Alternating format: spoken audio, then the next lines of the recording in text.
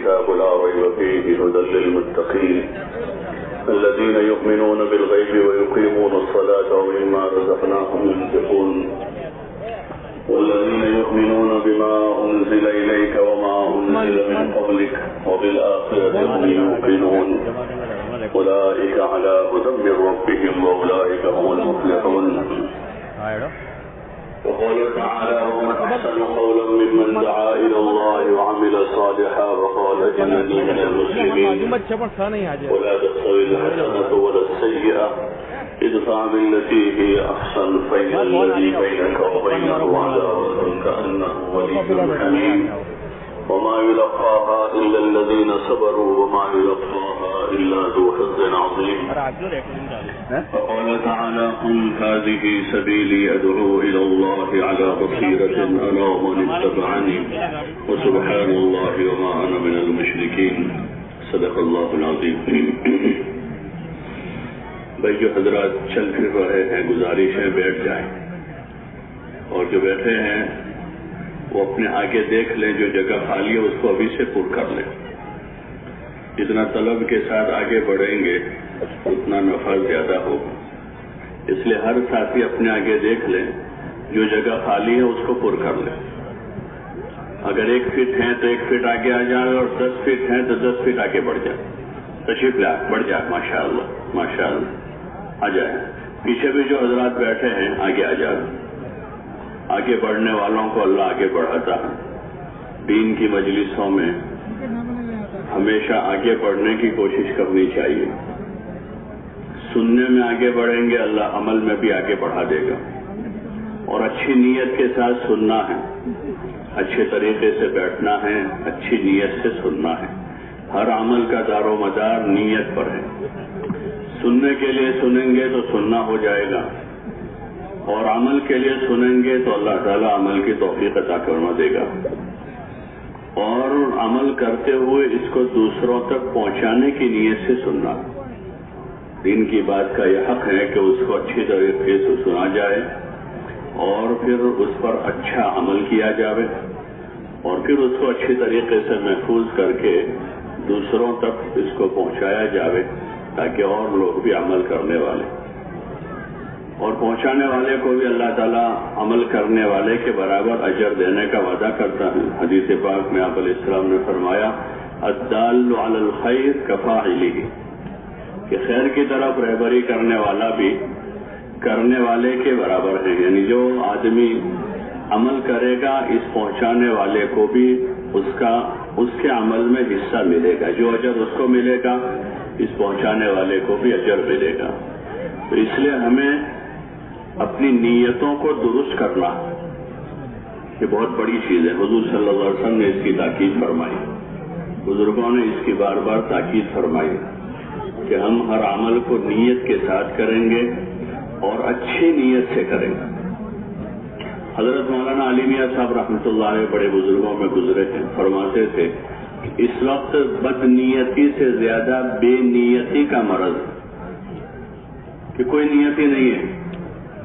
کہاں جا رہے ہیں؟ اجتماع میں جا رہے ہیں. کہاں جا رہے ہیں؟ جماعت میں جا رہے ہیں. آدمی آ رہا ہے جا رہا ہے لیکن نیت نہیں ہے. اور حدیث پاک میں ہے کہ ہر عمل کا دار و مدار نیت پر ہے اور آدمی کو وہی ملے گا جو اس کی نیت میں ہوگا. انما لکل امرئ ما نوى کہ آدمی کو وہی ملے گا جو اس کی نیت میں. تو اس لیے ہر عمل کے موقع پر ہمیں اچھی نیت بنانی. نیت کرنا بھی حضور صلی اللہ علیہ وسلم نے سکھایا ہے کہ ہر عمل میں اچھی سے اچھی نیت کریں اور اچھا سے اچھا عمل کرنے کی نیت کریں گے.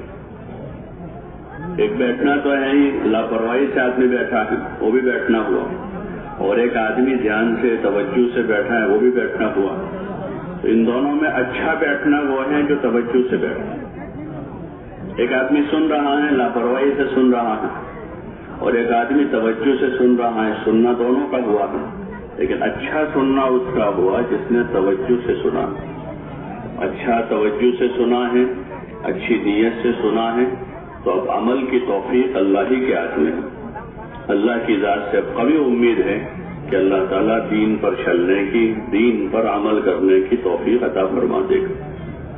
جب وہ اس کی طرف سے توفیق ہو جائے گی تو طبیعت چلے گی، بشاشت پیدا ہوگی، جسم کو طاقت ملے گی، کیونکہ توفیق اوپر سے ہوئی۔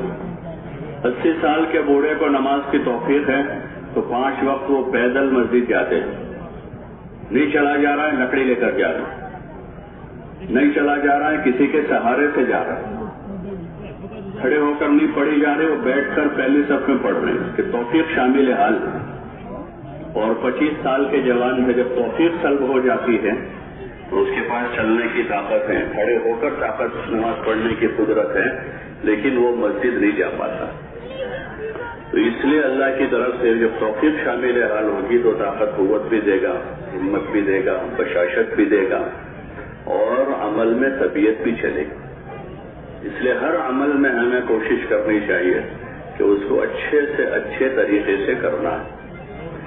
اس لیے اس کو اچھا کرنا ہے کہ اللہ نے اچھا کرنے کا حکم دیا ہے۔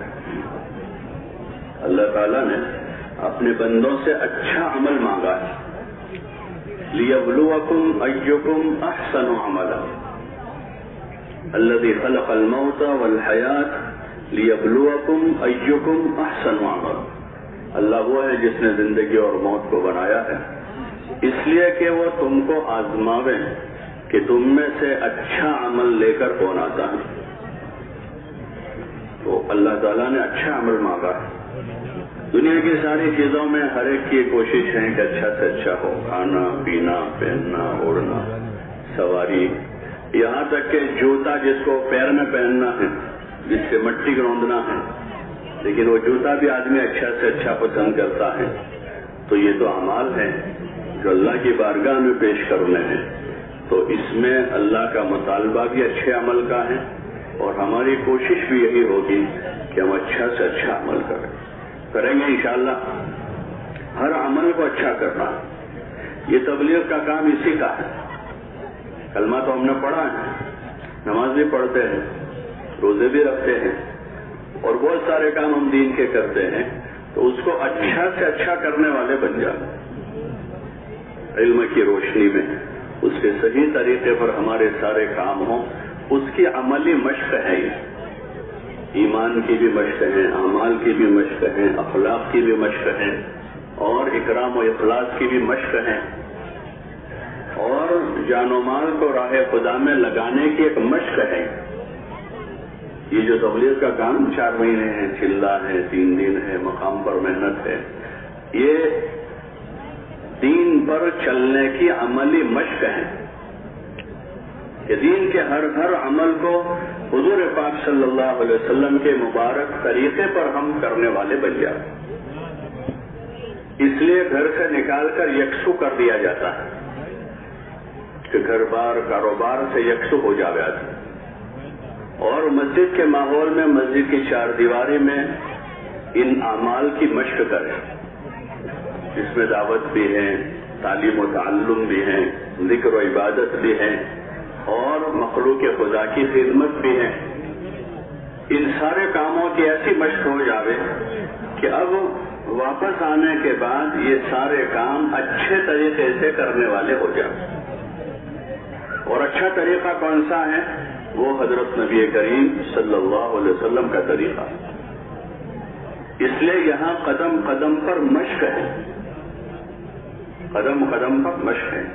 یہ سفر میں سفر کے اذکار، سفر کے معمولات، سفر کی دعائیں، سفر کے آداب، اس کی مشق ہے سفر۔ سفر کیسے کرنا ہے؟ سفر کی دعاؤں کے ساتھ کرنا ہے، اس نے نیت کے ساتھ کرنا ہے، اس کے آداب کی رعایت کے ساتھ کرنا ہے کہ سفر میں لوگوں کے ساتھ واسطہ پڑتا ہے۔ کوئی 2 گھنٹے ہمارے ساتھ رہتا ہے، کوئی 5 گھنٹے، کوئی 10 گھنٹے، کوئی 20 گھنٹے، تو اس کو سلیقے طریقے سے کرنا اور سنت کے مطابق کرنا، تو پھر یہ ہمارا سفر ہمارے لیے بھی خیر کا ذریعہ ہو، اور یہ ہمارا سفر اوروں کے لیے ہدایت کا ذریعہ ہو۔ اس وقت ضرورت ہے کہ جو صحیح زندگی ہے اس کو عملاً پیش کیا جائے، جو زندگی آپ علیہ السلام لے کر آئے. حضرت صحابہ کرام رضوان اللہ تعالی علیہ مجمعین نے حضرت نبی کریم صلی اللہ علیہ وسلم سے جو زندگی سیکھی اس زندگی کو لے کر وہ دنیا میں چلے پھرے. اپنے علاقوں میں بھی گئے اور حجاز سے باہر بھی گئے اس زندگی کو لے کر. تو وہ صحیح زندگی جو آپ صلی اللہ علیہ وسلم نے بتائی. جب وہ زندگی کو لے کر پھرے تو لوگ ان کی اس زندگی سے، ان کے اعمال سے، ان کے اخلاق سے، ان کی عبادتوں سے، ان کی دعوت سے متاثر ہوئے اور انہوں نے اس زندگی کو پسند کیا. اسلام جو ہے وہ لوگوں پر زبردستی نافذ نہیں کیا گیا، لوگوں پر تھوپا نہیں گیا حکومت کے زور پر، بلکہ صحابہ کے چلنے پھرنے سے دنیا میں پھیلا. صحابہ اس کو لے کر چلے پھرے اور ان کی عملی زندگی سے لوگوں نے اثر لیا، اس زندگی کو پسند کیا. جب اصلی چیز آتی ہے نا، اصلی چیز مارکیٹ میں چیزیں ہوتی ہیں، جوتا، کپڑا، سواریاں، تو اصلی چیز آتی ہے جب اصلی، تو ساری نقلی چیزیں رخصت ہو جاتی. لیکن اصلی مال آنا چاہیے. لوگوں میں وہی چلتا ہے، سب کو پسند. غریب بھی وہی پسند کرتا ہے. غریب آدمی قرضہ کر کے پھر خریدتا ہے اس میں. یہ اصل چیز ہے. ایسے اصل زندگی وہ اسلام ہے جو آپ علیہ السلام لے کر آئے. ان الدین عند اللہ الاسلام. اصل زندگی گزارنے کا طریقہ اور اصل دین جو ہے وہ اسلام ہے، جو اللہ تعالیٰ نے حضور علیہ السلام پر نازل فرمایا. الیوم اکملت لکم دینکم، جس کو اللہ نے مکمل کر دیا. واتممت علیکم نعمتی، اور جس کو اللہ تعالیٰ نے نعمت قرار دیا. اسلام جو ہے وہ ایک نعمت ہے بہت بڑی، پوری انسانیت کے لیے نعمت ہے، پوری انسانیت کے لیے. واتممت علیکم نعمتی ورضیت لکم الاسلام دینا. اور اللہ تعالیٰ کا ارشاد ہے کہ ہم نے تمہارے لیے اسلام کو دین کی طرح، دین کے طور پر پسند کر لیا. کہ اللہ کا پسندیدہ دین ہے، جو رب العالمین ہے، جو خالق کائنات ہے، اس کا پسند کیا ہوا. اس لیے اس میں سب کی بھلائی ہے، مردوں کی، عورتوں کی، بچوں کی، بوڑھوں کی، عوام کی، خواص کی، سب کی بھلائی اسی میں ہے. صحابہ اس کو حضور علیہ الصلوۃ والسلام سے سیکھ کر عملی طور پر دنیا میں لے کر پھرے. عملاً لوگوں نے دیکھا، ان کے چلنے پھرنے کو دیکھا، ان کے اٹھنے بیٹھنے کو دیکھا، ان کی باتیں سنی، ان کی راتیں دیکھی، ان کے دن دیکھے، ان کے اخلاق دیکھے، ان کی ہمدردی اور خیرخواہی دیکھی، ان کا ایثار دیکھا، ان کی دنیا سے بے رغبتی دیکھی. بعض جگہوں پر یہ ہوا، جب صحابہ پہنچے وہاں تو وہاں کے بادشاہ نے ان کے پاس ان کے قاصد بھیجے آدمی، یہ عرب کے بدو آئے ہیں، شاید بھوک کی وجہ سے آئے ہمارے علاقے میں، ان کو کھانا دے دو، ان کو کپڑا دے دو تاکہ واپس ہو جائے. ورنہ بھوکے پیاسے لوگ آتے تو پھر وہ ادم مچاتے. بستیوں میں حالات زیادہ لوگ ہوتے جب، تو پھر وہ دوسرے راستے کھولتے. تو بادشاہ نے یہ سمجھا تو انہوں نے کہلوایا کہ بھائی ہم بھوک پیاس کی وجہ سے نہیں آئے، ہم تو اللہ کے بھیجے ہوئے ہیں، اور ہم تمہارے پاس تمہاری دنیا لینے نہیں آئے، ہم تو تم کو کچھ دینے آئے. جو ہمارے پاس ہے اسلام اور دین، یہ ان کا ہدف تھا کہ جو دین ہمارے پاس ہے وہ ہمیں دینا ہے. اور اندر یقین تھا کہ کامیابی اسی پر ہے، چاہے فقر و فاقہ کے ساتھ ہے پھر بھی کامیاب. فقر و فاقہ جیسے اس وقت لوگوں نے یہ سمجھا ہے کہ پیسہ ہوگا تو کامیاب ہے، مال ہوگا تو کامیاب ہے. تو آدمی کوئی چیز نہیں، بس مال آوے وہ دیکھتا ہے. مال کمانے میں زندگی پوری ہو جائے تو بھی اس کو کوئی حرج نہیں، مال کماتے کماتے بوڑھا ہو جاوے تو بھی حرج نہیں، مال کماتے کماتے بیمار ہو جاوے تو بھی حرج نہیں، مال کماتے کماتے بد اخلاق بدتمیز بن جاوے تو بھی کوئی حرج نہیں. مال کماتے کماتے ذلیل ہو جائے تو بھی کوئی حرج نہیں. کیا آنا چاہیے؟ مال ہے. تو مقصد مال ہے تو آدمی مال کے پیچھے دوڑا بھاگا جا رہا. صحابہ کرام رضوان اللہ تعالی علیہم اجمعین نے یہ بات سمجھی تھی کہ کامیابی دین میں ہے. تو پھر دین کے لیے ان کو وطن چھوڑنا پڑا, دین کے لیے ذلت برداشت کرنی پڑی, دین کے لیے بھوک پیاس برداشت کرنی پڑی, اور دین کے لیے جو کچھ کرنا پڑا وہ کیا, لیکن انہوں نے دین ہاتھ سے نہیں جانا تھا. اور اللہ کا وعدہ جو ہے وہ دین پر ہے, ایمان اور اعمال پر ہے. تو پھر اللہ تعالیٰ نے اپنا وعدہ پورا کیا. انہوں نے یقین کے ساتھ دین کو حاصل کیا تو اللہ تعالیٰ نے ان کو دین دیا, اور دین کے ساتھ جتنی برکتیں, رحمتیں اور اللہ کے جتنے وعدے ہیں وہ سارے وعدے اللہ تعالیٰ نے ان کے ساتھ پورے کیے. اس نقل و حرکت سے یہی چاہا جا رہا ہے کہ ہر مسلمان اپنے دل میں یہ یقین پیدا کرے کہ ہماری دنیا آخرت دونوں جہان کی کامیابی اللہ کے دین میں ہے. اللہ کے اوامر و احکام کو حضرت نبی کریم صلی اللہ علیہ وسلم کے طریقوں پر پورا کرنے میں ہے. اس کی عملی مشق کرنی ہے, سفر میں بھی اور جہاں جہاں جائیں گے وہاں جا کر بھی. ایمان کی مشق ہے, ایمان مشق چاہتا ہے. اللہ سے ہونے کو بولنا ہے کہ اللہ کرتا ہے, اللہ کھلاتا ہے, اللہ پلاتا ہے, اللہ پالتا ہے, کام بنانے والا اللہ ہے, عزت و ذلت کا مالک اللہ ہے, زندگی اور موت کا مالک, زندگی اور موت کا مالک اللہ ہے, بیماری اور شفا کا مالک اللہ ہے. کہ دل کی گہرائیوں سے یہ آواز آ رہی ہے. جب یہ آواز اندر سے آئے گی تو ہر وقت رجوع اللہ کی طرف ہوگا. بھوک آئے گی تو اللہ کی طرف متوجہ ہوں گے, پیاس آئے گی تو اس کی طرف متوجہ ہوں گے, بیماری آئے گی تو اللہ ہی کو پکاریں گے, حالات آئیں گے تو اللہ کی طرف رجوع کریں گے, اور خوشحالی ہوگی تو بھی اللہ کو بھولیں گے نہیں. جب یقین یہ ہوگا تو پھر خوشحالی میں بھی اللہ کو نہیں بھولیں گے, تندرستی میں بھی اللہ کو نہیں بھولیں گے, بلکہ پھر ایمان کا تقاضا ہے آگے, ایمان کا آگے تقاضا ہے. اس کا تقاضا عبادت ہے. جب اللہ کی عبادت کریں گے, جو مقصد حیات ہے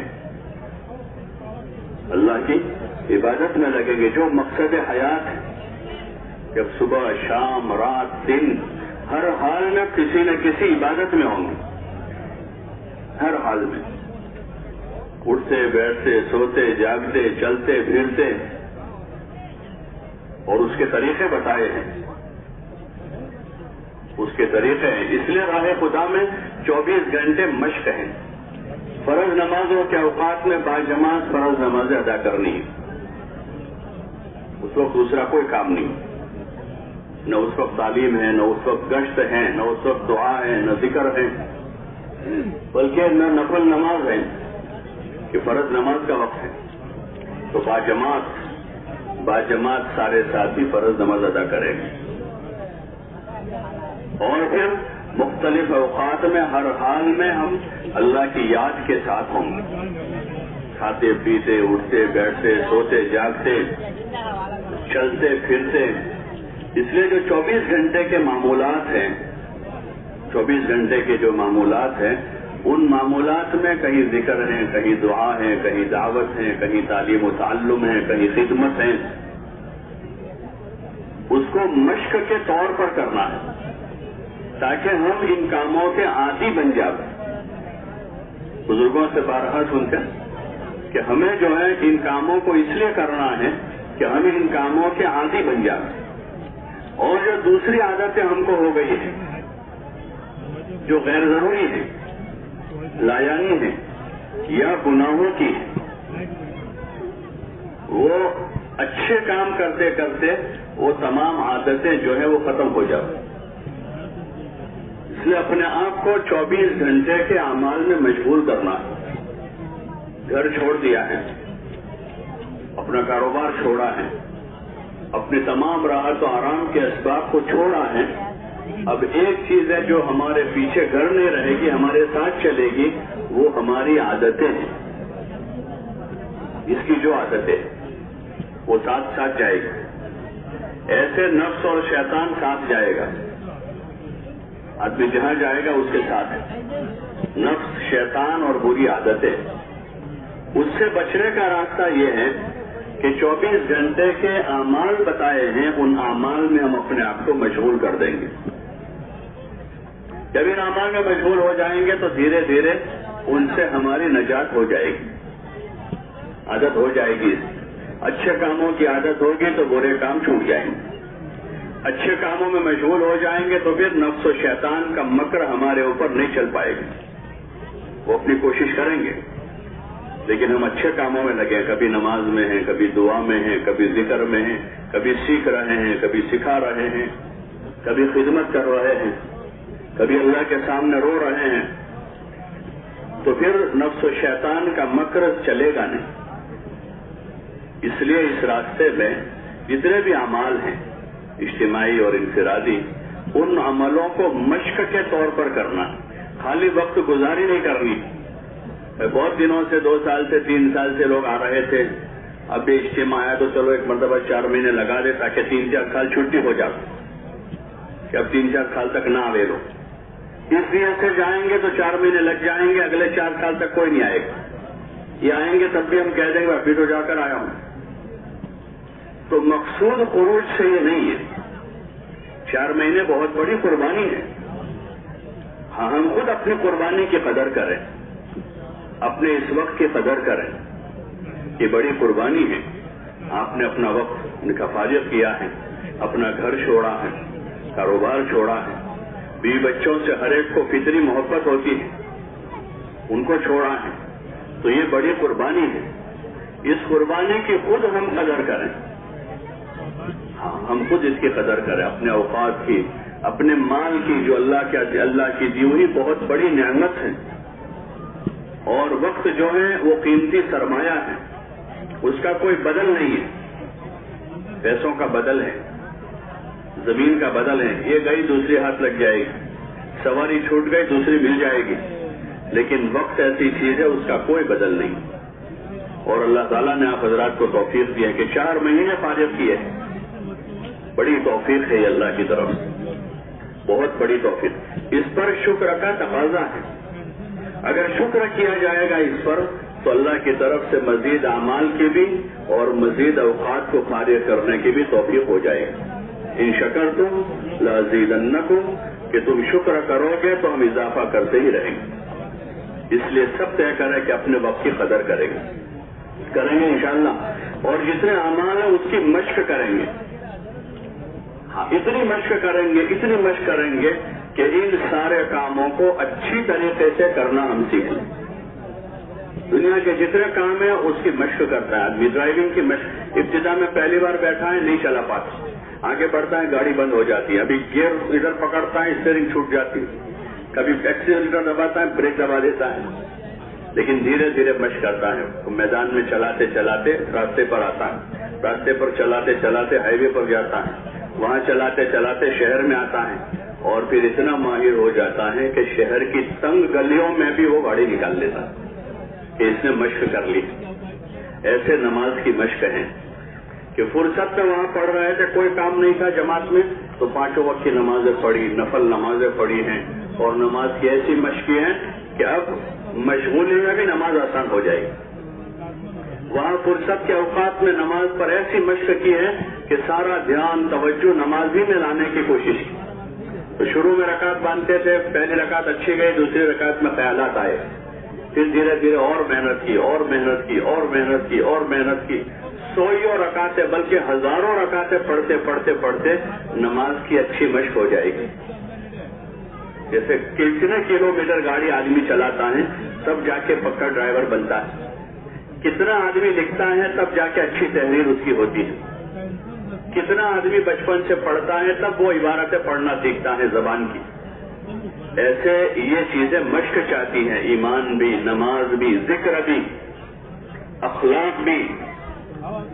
ہمارے ماحول میں عمومی طور پر ہمارے عمومی ماحول میں وہ چیزیں نہیں ہیں کہ ہم اپنی عبادتوں کی مشق کر رہے ہوں، اپنے اعمال اخلاق کو سنوارنے کی مشق کر رہے ہوں، عمومی ماحول میں وہ چیزیں نہیں ہیں، اس لیے یکسو کرنے کے لیے راہ خدا میں بھیجا جاتا ہے کہ وہاں ان کاموں کے لیے آدمی فارغ ہو جائے اور ایسی مشق کر لیں کہ اب گھر آنے کے بعد کاروبار کے ساتھ بھی اہتمام والی نماز پڑھ سکے، خوشو و خضوع والی نماز پڑھ سکے۔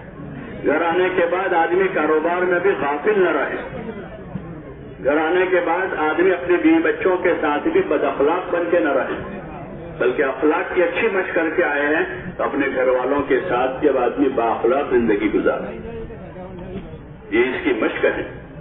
اس لیے پوری توجہ اور دھیان سے روزانہ نیت بناتے ہوئے اور صبح شام رات دن نیتوں کی تجدید کرتے ہوئے ہر عمل سے پہلے نیت کریں، درمیان میں اپنی نیت کو ٹٹولیں اور عمل کے بعد اپنی نیت کی جانچ کریں کہ کیا نیت تھی، تاکہ اچھی نیت بنانے کے عادی ہو جائے۔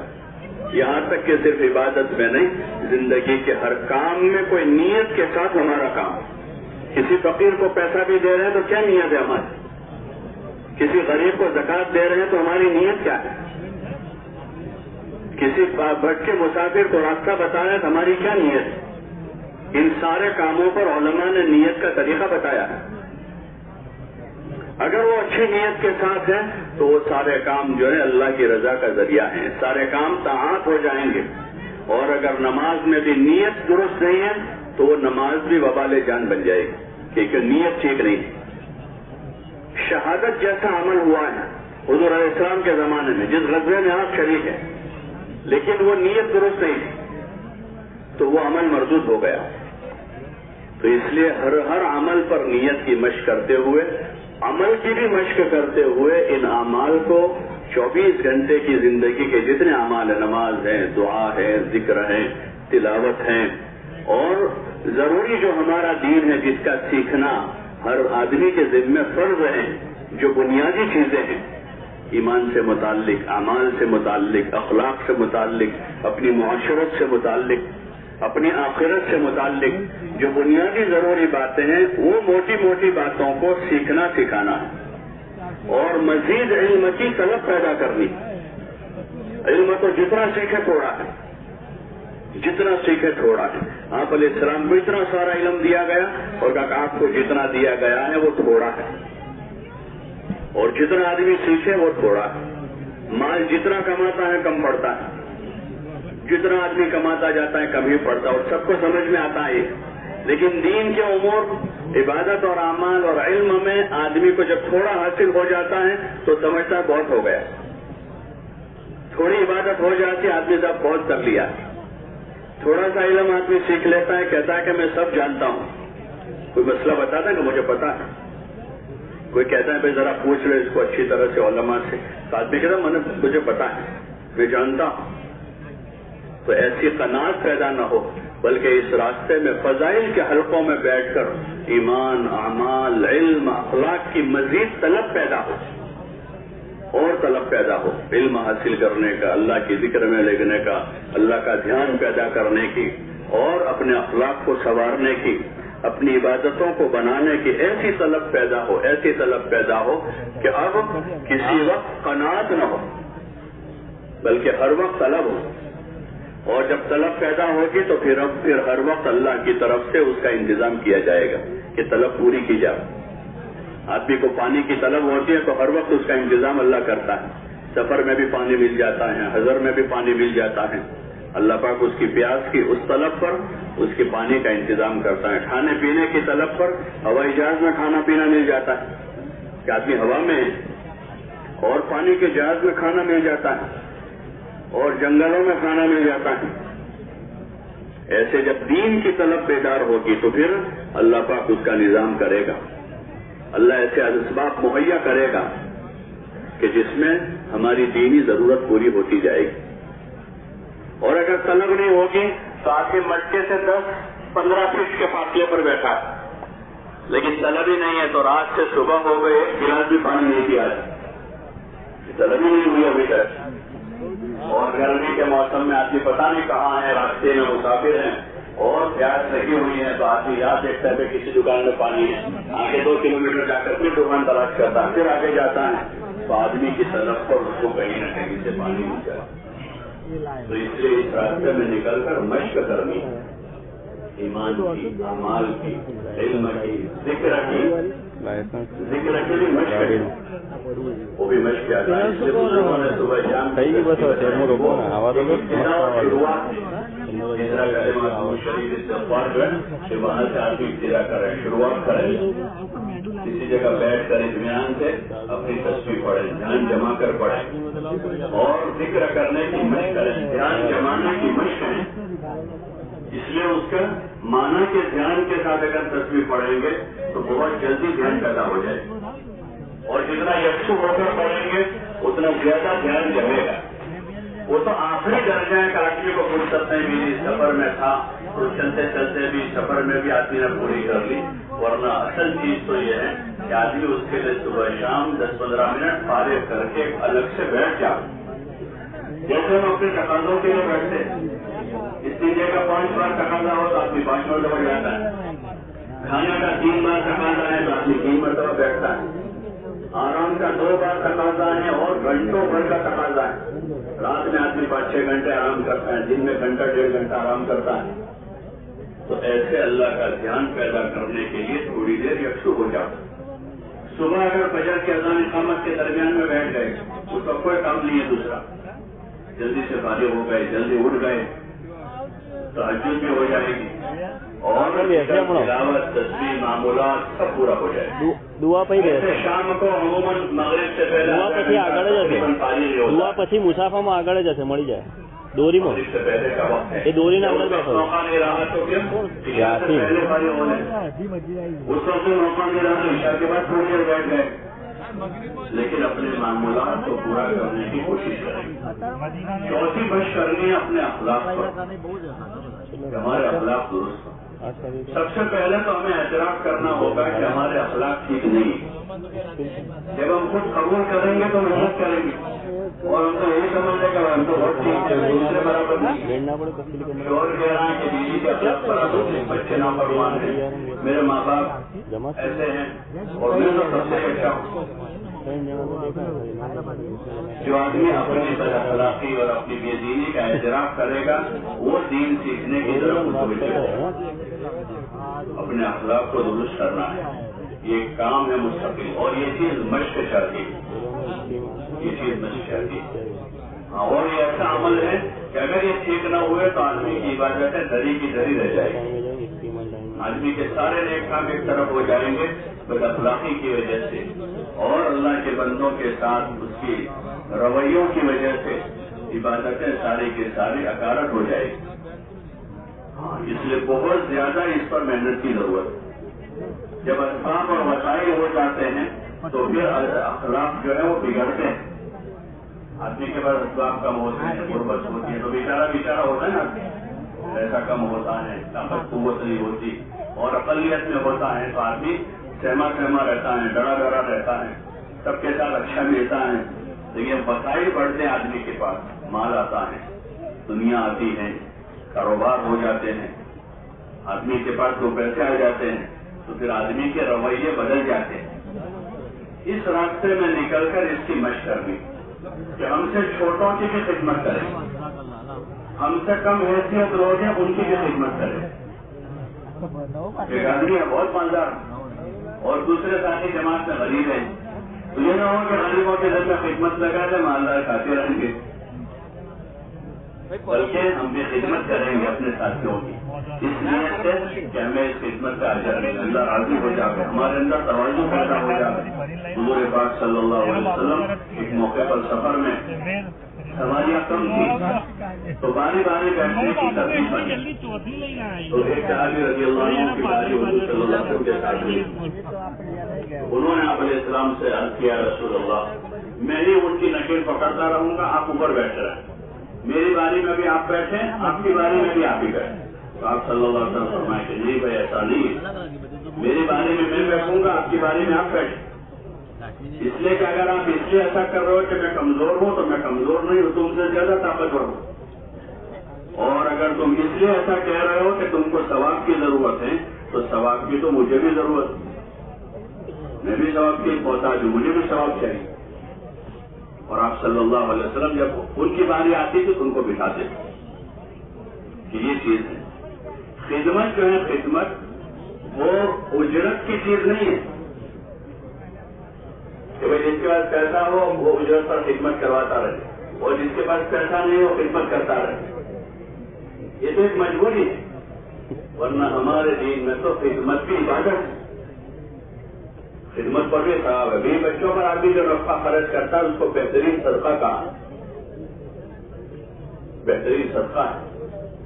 ایمان سے خدمت کی ہے. ایسے جان سے خدمت اپنے ساتھیوں کی خدمت کریں گے, مقامی لوگوں کی خدمت کریں گے. مہمان بن کر جماعت میں نہیں جانا. لائیو فوٹو جو ایک دم مہمان آیا 3 دن تک کچھ کام نہیں کرے گا, صرف کھائے گا پیے گا سوئے گا گھومے گا. تو مہمان بن کر نہیں جا رہے بلکہ دین سیکھنے کے لیے جا رہے ہیں. اور دین کے اعمال میں خدمت بھی, خدمت کرنا بھی سیکھنا ہے. اور اس کے بعد اوپر جو ہے اس کے درجے پھر دھیرے دھیرے دھیرے اخلاق درست ہوں گے, تواضع پیدا ہوگی. ہاں اپنی حقیقت کا پتہ چلے گا. ابھی تو حقیقت کا پتہ نہیں اس لیے کود رہے ہیں. ایک آدمی کو اندر پیٹ میں کینسر ہے لیکن اس کو پتہ نہیں, ہلکا ہلکا درد رہتا ہے, گھومتا ہے پھرتا ہے, شان سے شادیوں میں جا رہا ہے, ٹہل رہا ہے, چکرے لگا رہا ہے. لیکن دوسرے دن تھوڑا زیادہ پڑا پھر بھی چل پھر رہا ہے. ڈاکٹر کو بتایا, گولی دے دی انہوں نے, شادی میں جا رہا ہے, کاروبار کر رہا ہے, دوستوں کے ساتھ بیٹھا, لیکن درد ٹھیک نہیں ہوا. 14 دن اور زیادہ بڑھ گیا. اب کسی جگہ جا کر اس کو چیک کروائے کہ پتہ چلا کہ آپ کو کینسر ہے. اب کیا کرے گا؟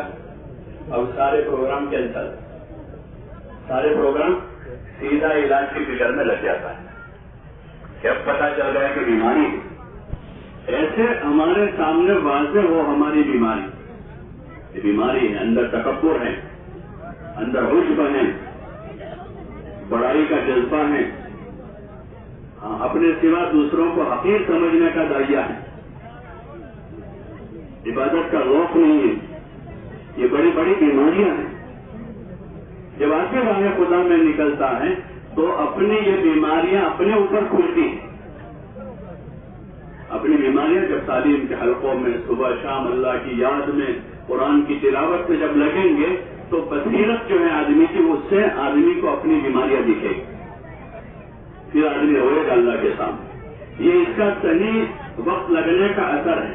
جب صحیح وقت لگے گا تو آدمی اپنے گناہوں پر رونا شروع کرتا ہے, توبہ کرتا ہے کہ اللہ مجھے معاف کر. اپنے ساتھیوں سے بھی معافی مانگتا ہے, بھائی صاحب مجھے معاف کر دیں, 15 دن سے میں آپ کے ساتھیوں کو تکلیف پہنچو, معاف کر دیں. وہاں سے خط لکھے گا اپنی امی کو کہ میں نے آپ کو بہت پریشان کیا ہے, مجھے معاف کر. ابا کو خط لکھے گا کہ میں نے آپ کا حق ضائع کیا ہے, آپ مجھے معاف کر. یہ بچوں کو خط لکھے گا کہ میں نے آپ کا صحیح حق ادا نہیں کیا ہے, آپ مجھے معاف کر دیں. یہ صحیح وقت لگنے کا اثر ہے. آدمی کا رونا شروع ہوتا ہے, توبہ استغفار شروع ہوتا ہے, ہاں رقت ساری ہوتی ہے. ایسے ساتھیوں کو دیکھا جن کو کچھ زیادہ قرآن کی سمجھ نہیں ہے, لیکن جب ان پر یہ اثر ظاہر ہوا تو عام ساتھی ہے اور فجر کی نماز میں امام صاحب اگر جہنم کی آیتیں پڑھ رہا ہے تو وہ اتنا رو رہا ہے کہ رقت ساری ہو جائے. وہ سمجھتا نہیں زیادہ, بس خالی جہنم سنا ہو, عذاب سنا ہے, لیکن وہ اندر جو ڈانگیاں بنا ہے اندر کا اور جو اثر ظاہر ہوا ہے تو وہ نماز میں حالانکہ زیادہ قرآن نہیں سمجھ رہا ہے لیکن رقت ساری ہو رہی ہے. یہ وقت صحیح گزر رہا ہے, اپنے گناہوں پر آدمی رو رہا ہے تو معافی مانگتا رہے گا ہر ایک. اور اگر یہ چیز نہیں ہوئی اور غلط اثر ظاہر ہوا تو پھر آدمی جماعت میں نہ جا کر دوسروں کی برائیاں دیکھتا ہے. دیکھو امیر صاحب جو سوچتے ہیں زیادہ, فلاں ساتھی بہت کھاتا ہے, فلانا جو دیکھو نماز پوری نہیں پڑھتا ہے, اس نے تصویر نہیں پڑھی ہے. آدمی مسلم بن جاتا ہے, صالح بنتا نہیں ہے, اور کیا بن جاتا ہے, مسلم بن جاتا ہے. تو پھر یہ آدمی نہ اپنا فائدہ کرتا ہے نہ کسی کا کرتا ہے, بلکہ وہ نقصان اٹھاتا ہے. اللہ ہم سب کی سے عبادت فرما. اس لیے صحیح وقت گزارنا ہے, صحیح وقت گزارنا ہے اور وقت پورا کرنا, اور ان عملوں کی مشق ہے. پھر اخلاص کی مشق ہے, اخلاص کی مشق کہ اپنے کام کرتے جاوے, بولتے جاوے اللہ کے لیے کیا ہے. نمازیں پڑھی, روزے رکھے, قرآن پڑھا, ذکر کیا, دعائیں مانگی, اور تنہائی میں ایسے ایسے کام کرے کہ اس کا کسی کو پتا نہیں. رات میں اٹھ گئے اللہ کے سامنے رو رہے ہیں کسی کونے میں بیٹھ کر اور اپنے عملوں کو پورا کر رہے ہیں. علماء نے لکھا کہ مخلص ہونے کی ایک علامت آدمی کی یہ ہے کہ وہ اپنے کام کو پورا کرے. جو اس کے معمولات ہیں اس کو ہر حال میں پورے کریں کہ اللہ کے لیے کر رہا ہے. تو سفر میں بھی تسبیح پڑھ رہا ہے, تلاوت گھر پر پڑھ رہے تھے, مسافر ہیں سفر میں بھی پڑھ لیے, وہاں موقع نہیں ملا تو دوسرے دن اس کو پورا کر لیا کہ اللہ کے لیے پڑھ رہا ہے. آدمی عمل پورا کر رہا کہ اللہ کے لیے کر رہا ہے. تو اپنے عملوں کو پورا کرنا اور اخلاص کی مشق ہے. یہ بہت دیر سے آتا ہے. جیسے پھل میں مٹھاس سب سے آخر میں آتا ہے. پھول آتا ہے, پھر پھل بنتا ہے, چھوٹا ہوتا ہے, بڑا ہوتا ہے, پھر بڑا ہوتا ہے, پھر بڑا ہوتا ہے, پھر اس کی سائز مکمل ہوتی ہے, پھر سب سے آخری چیز جو اندر جاتی ہے وہ مٹھاس ہوتا ہے پھل میں. ایسے عمل میں اخلاص سب سے آخر میں آتا ہے. مولانا یوسف صاحب رحمۃ اللہ علیہ فرماتے کہ لگے رہو, یعنی کام کرتے رہو, اخلاص اندر آتا جائے گا. اخلاص پیدا کرنے کا یہ راستہ ہے کہ عمل کرتے رہے, چھوڑیں. طبیعت چلے تب بھی کریں گے, طبیعت نہ چلے تب بھی کریں گے, جی چاہے تب بھی کریں گے اور جی نہ چاہے تب بھی کریں گے. کرتے رہیں گے ان سارے کاموں. روزانہ کے جتنے اعمال ہیں اس کو پورے کریں گے. اور چھٹی جو ہمیں مشقیں کرنی ہے وہ جان مال کو راہ خدا میں لگانے کی, عادت کے طور پر نہیں بلکہ عبادت کے طور پر. ایک تو عادت بننے 2-3-4 سال میں 1-4 مہینے لگا دیں گے اور اس میں 10-20 ہزار روپیہ خرچہ کر دیں گے, بلکہ اللہ کی رضا کے خاطر, اللہ کی رضا کے خاطر ہم وقت لگائیں گے. ابھی جتنا لگا رہے ہیں اس کو کم سمجھیں گے کہ جو ہمارا لگ رہا ہے یہ تھوڑا ہے, چاہے 4 مہینے جا رہے ہیں تھوڑا ہے. جان مال تو اللہ کی پوری کی ہوئی, وہ تو زمانے میں رواج کم ہے اس لیے 4 مہینے زیادہ لگ رہا ہے. ورنہ حضور علیہ السلام کے زمانے میں صحابہ کے قصے سنے ہیں, انہوں نے زندگیاں کھپائی اور اپنا مال ابوبکر رضی اللہ عنہ نے پورا مال لگایا. اور ایسے لوگ ملیں گے جنہوں نے اپنا پورا مال راہ خدا میں لگایا, اس سے کہ پورا اللہ نے کا ہے, ہمارا کیا ہے, ہمارا کچھ نہیں, سب اللہ کا ہے. یہ وقت لگا کر جذبہ یہ بنے کہ اور زیادہ ہم اللہ کے نام پر کیسے لگانے والے بنے. سب اللہ کا ہے, جان اللہ کی دی ہوئی ہے, مال اللہ کا دیا ہوا ہے. ہاں ہم اپنی ضرورتوں کو اللہ کا حکم سمجھ کر اس میں سے پورا کریں. کھانا کھائیں گے, آرام کریں گے, نکاح کریں گے, بیوی بچوں کے ساتھ رہیں گے, وہ بھی حکم کے طور پر. یہ اللہ کا حکم ہے اس لیے نکاح کر رہے ہیں, اللہ کا حکم ہے اس لیے بچوں کی پرورش کر رہے ہیں. تو پھر جب اللہ کا حکم سمجھ کے کریں گے تو ایسا کریں گے جیسا اللہ کہتا ہے, نکاح اس طرح کریں گے جیسے اللہ کہتا ہے, بچوں کی پرورش ایسی کریں گے جیسے اللہ نے کہی, اگر حکم سمجھ کے کریں گے. اور اگر عادت کے طور پر کریں گے تو پھر اپنی مرضی سے کریں گے. تو اس لیے جان و مال کو راہ خدا میں لگانے کی مشق ہے. ان 6 صفتوں پر صبح شام رات دن مشق کرنی ہے. تعلیم کے حلقوں میں بیٹھ کر ان کے فضائل کو سننا ہے. ہاں یہ ایک محنت ہے, یہ پوری ایک محنت ہے کہ تعلیم کے حلقوں میں جم کر بیٹھنا یہ ایک کام ہے, اس سے جینا چھڑاؤ. ہاں رات میں آرام کر لیں. اگر رات میں آرام نہیں کریں گے تو دن میں عمل میں طبیعت نہیں لگتی کیونکہ نیند باقی ہے. رات میں جلدی آرام کر لیں. عشاء کے بعد زیادہ نہ جاگیں. اپنا کوئی معمول باقی ہے تو ایک کونے میں بیٹھ کر معمول پورا کریں, جلدی آرام کریں. اور یہ سردیوں کی راتیں, لمبی راتیں ہوتی, رات میں جو ہے سنت کے مطابق آرام کر لیں اور صبح تہجد میں اٹھ جانا. راہ خدا میں نکلنے کے بعد بھی اگر تہجد نہ ہو تو یہ محرومی ہے کہ مسجد کے ماحول میں 24 گھنٹے یہ کاموں کے لیے فارغ ہیں, اس لیے تہجد میں اٹھ جاؤ اور اسی وقت سے دھیان توجہ سے اپنی عبادت, ذکر, تلاوت, دعا, استغفار, ان تمام کاموں کی پابندی کرتے ہوئے فجر کی نماز تک اپنے معمولات سے فارغ ہو جائیں. فجر کی نماز پڑھی, فجر کے بعد مجلس ہوتی ہے عموماً, اس میں جو ہے مختلف مذاکرے ہوتے ہیں, ایمان اعمال کی بات ہوتی ہے. اور کبھی کوئی جماعت وصول کرنی ہے, نقد جماعت ہے تو اس لائن سے ساتھیوں کو ترغیب دیتے ہیں. کبھی اجتماعی عملوں میں کمی ہے تو اس کی ترغیب دیتے ہیں. فجر کے بعد کی مجلس بڑی اہم ہے. اگر وہ مجلس مضبوط ہوئی تو دن اچھا گزرے گا پورا اعمال کی پابندی کے ساتھ. اس لیے اس کو روٹین نہ بنا دیں. کام کے کسی بھی عمل کو روٹین نہ بنا، اس کو اہمیت کے ساتھ لینا ہے. ہر عمل کو وقت بھی دینا ہے اور اس کو پورے دھیان کے ساتھ کرنا ہے. جماعت کے ساتھیوں میں سے جو ذرا مناسب بات کر لیتے ایسے ساتھیوں کے ذریعے سے بات کرو. ہمارے یہاں جو مشق ہے وہ انفرادی اوقات میں، انفرادی اوقات میں مشق اچھی طرح ہو جائے. پھر اس کی جیسے اعلان کوئی نیا ساتھی اعلان نہیں کر پاتا تو اس کے ذمہ اعلان نہ کریں تم کو ہی کرنا کھڑے ہو. انفرادی میں اس کو مشق کرواؤ کہ بھائی آپ جماعت کے 10-12 ساتھیوں کے سامنے کھڑے ہو کر اعلان کرو. نہیں کر پا رہا اس کو بتا رہے ایسا بولو، ایسا 1 مرتبہ 2 مرتبہ 4 مرتبہ اس نے اب اس کو مجمع کے سامنے اعلان کرو. ایسے جو ہماری مجلسیں ہیں یا تعلیم ہے، ایک نیا آدمی ہے جس کو اچھی طرح پڑھنے کا ملکہ نہیں ہے تو اجتماعی حلقے میں اس کے پاس کتاب نہ پڑھا، بلکہ اس کو انفرادی میں کسی کے ساتھ بٹھائے پہ آپ روزانہ 2 حدیثیں ان کو پڑھ کے سناؤ، 2 صفحے ان کو پڑھ کے سناؤ. جب ان کو مشق ہو جائے اب ان کو اجتماعی حلقے میں تعلیم کی ذمہ داری. سیکھنا سکھانا ہے. نہ سیکھا ہوا آدمی کرتا رہے گا تو کیسا ہوگا؟ صحیح نہیں ہوگا اور نہ وہ سیکھ پائے گا. تو اس میں سیکھنا سکھانا ہے انفرادی اوقات جو مستقل ایک عمل ہے.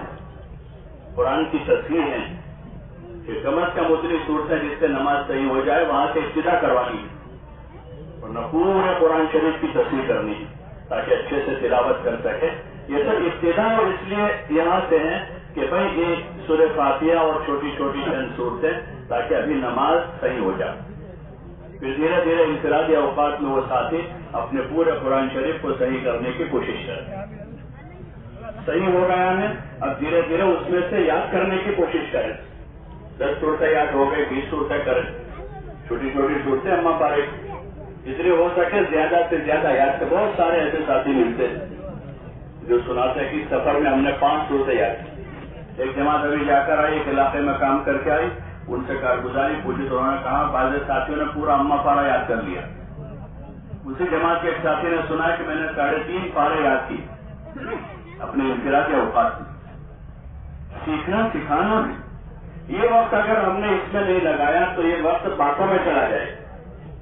ایران توران کی باتیں ہوگی، لایانی ہوگی، سیر تفریح ہو جائے گی. اس لیے سیکھنا سکھانا اجتماعی جو حلقہ ہیں اس میں تو چونکہ نئے پرانے سب قسم کے ساتھی ہوں گے اس لیے یہی ہدایات ہوتی ہے کہ اس میں سورہ فاتحہ اور 10 صورتوں کی ایک آیت کر کے مشق کریں.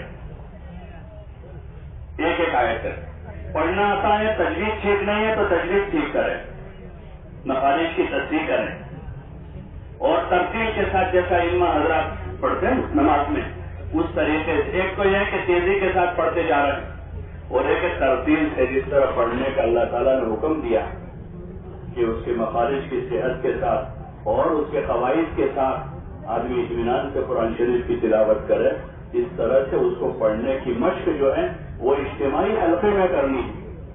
باقی انفرادی اوقات میں جیسے اس موسم میں عشاء کی نماز ہو گئی تقریباً 8 بجے نماز ہو جاتی تھی، 8:30 بجے ہو گئے. اب 5 سے لے کر صبح شادی تک کا وقت ہمارے پاس.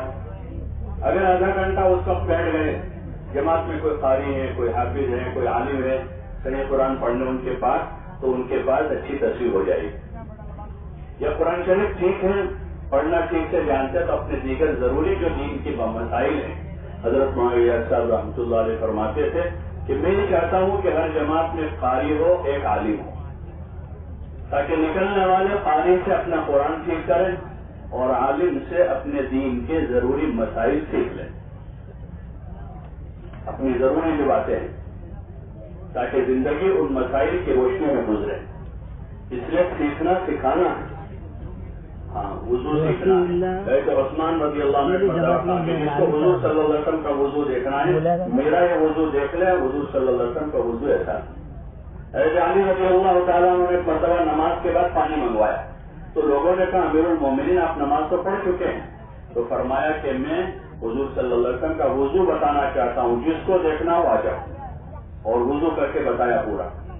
یہ عملی سیکھنے کی چیز ہے. وضو ہے، نماز ہے، استنجے کا طریقہ ہے اور دیگر جو اعمال ہیں ان سارے کاموں کو عملی طور پر سیکھنا سکھانا. سارے کاموں سلام کرنے کا طریقہ ہے، سلام کا جواب ہے، اذان اقامت ہے اور نماز جنازہ ہے. درجہ بدرجہ دھیرے دھیرے سب سے مقدم فرائض ہے جو چیزیں فرض، پھر اس کے بعد دھیرے دھیرے اور چیزیں بھی، یہاں تک کہ آداب زندگی سے متعلق اور ہر کام کو سنت طریقے پر کیسے کرنا ہے اس کو سیکھنے سکھانے کی عملی مشق کرنی. جو حضرات جماعتوں میں جا رہے ہیں ان کے پاس اس وقت فوراً موقع ہے، اور جو اس وقت تو نہیں جا رہے ہیں تو وہ جانے کا انتظار نہ کریں کہ جب جائیں گے تب سیکھیں گے، بلکہ ابھی سے شروع کر دیں. یہ حضرات تو جائیں گے 24 گھنٹے اسی کام کے لیے فارغ ہیں، اور جو گھر جا رہے ہیں تو اپنے گھر کے ماحول میں رہتے ہوئے اپنے مسجد کے مقامی عملوں کو کرتے ہوئے روزانہ اپنا تھوڑا وقت اپنا دین سیکھنے میں لگانا چاہیے. روزانہ تاجر آدمی ہے، نماز پڑھی ہے، اپنی تجارت کے مسئلے سیکھیں. کاشتکار آدمی ہے، وہ اپنی کاشتکاری سے متعلق مسائل سیکھیں. معاشرت کو تو سب کو روزانہ واسطہ پڑتا ہے، گھریلو زندگی ہے، معاشرت ہے، لوگوں کے ساتھ کے تعلقات ہیں، تو وہ ہمارا بنیادی دین ہے. ہاں، ورنہ بہت ساری عبادتیں جیسے حدیث پاک میں آپ علیہ الصلوۃ والسلام نے فرمایا کہ حضور صلی اللہ علیہ وسلم نے صحابہ سے پوچھا من المفلس، مفلس کون ہے؟ تو صحابہ نے کہا یا رسول اللہ من لا درہم لہ ولا دینار لہ، کہ جس کے پاس درہم و دینار نہیں ہے وہ آدمی مفلس. ظاہری جواب تو یہی ہے. تو آپ صلی اللہ علیہ وسلم نے فرمایا کہ نہیں، میری امت کا مفلس یہ نہیں ہے. میری امت کا مفلس وہ ہے جو قیامت کے دن پہاڑوں کے برابر نیکیاں لے کر آئے گا، پہاڑ کے برابر، لیکن اس نے کسی کا حق دبایا ہے، کسی کا مال دبایا ہے، کسی کی زمین دبائی، کسی کی غیبت کی، کسی کو گالی دی. اس طرح کے حقوق والے اس کے ساتھ آئیں گے وہاں اور ان کا مطالبہ ہوگا اپنے حق کا. تو اللہ تعالیٰ کی طرف سے ارشاد ہوگا کہ اس کی جو نیکیاں ہیں، حسنات ہیں، وہ ان کو دے دیے جائیں. دنیا میں ہوتا ہے کوئی آدمی کسی کو پیسہ مانگتا، پیسہ نہیں ہے اس کے پاس، بھائی اس کی زمین اس کو دے دو، اس کا گھر ہے تو وہ دے دو. حکومت فیصلہ کرتی ہے کہ اس کے پیسے نہیں لیکن زمین ہے تو زمین میں سے اتنی ان کو دے دو. ایسے وہاں اور کوئی چیز تو چلے گی نہیں، وہاں نیکیاں چلے گی تو نیکیاں دلا دی جائے گی. تو فرشتے جا کر اس کی نیکیوں میں سے تقسیم کرتے جائیں گے تو نیکیاں ختم ہو جائے گی اور حق والے ابھی باقی رہ جائیں گے. تو فرشتے بارگاہ خداوندی میں عرض کریں گے یا رسول اللہ نیکیاں تو ختم ہو گئی اور ابھی حق والے باقی ہیں.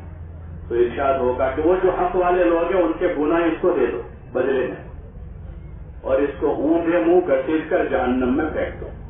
اللہ ہم سب کی عبادت فرما کہ اس کے پاس نمازیں تھی، روزے تھے اور پہاڑوں کے برابر نیکیاں تھی، لیکن مفلس قرار دیا گیا. مفلس قرار دیا.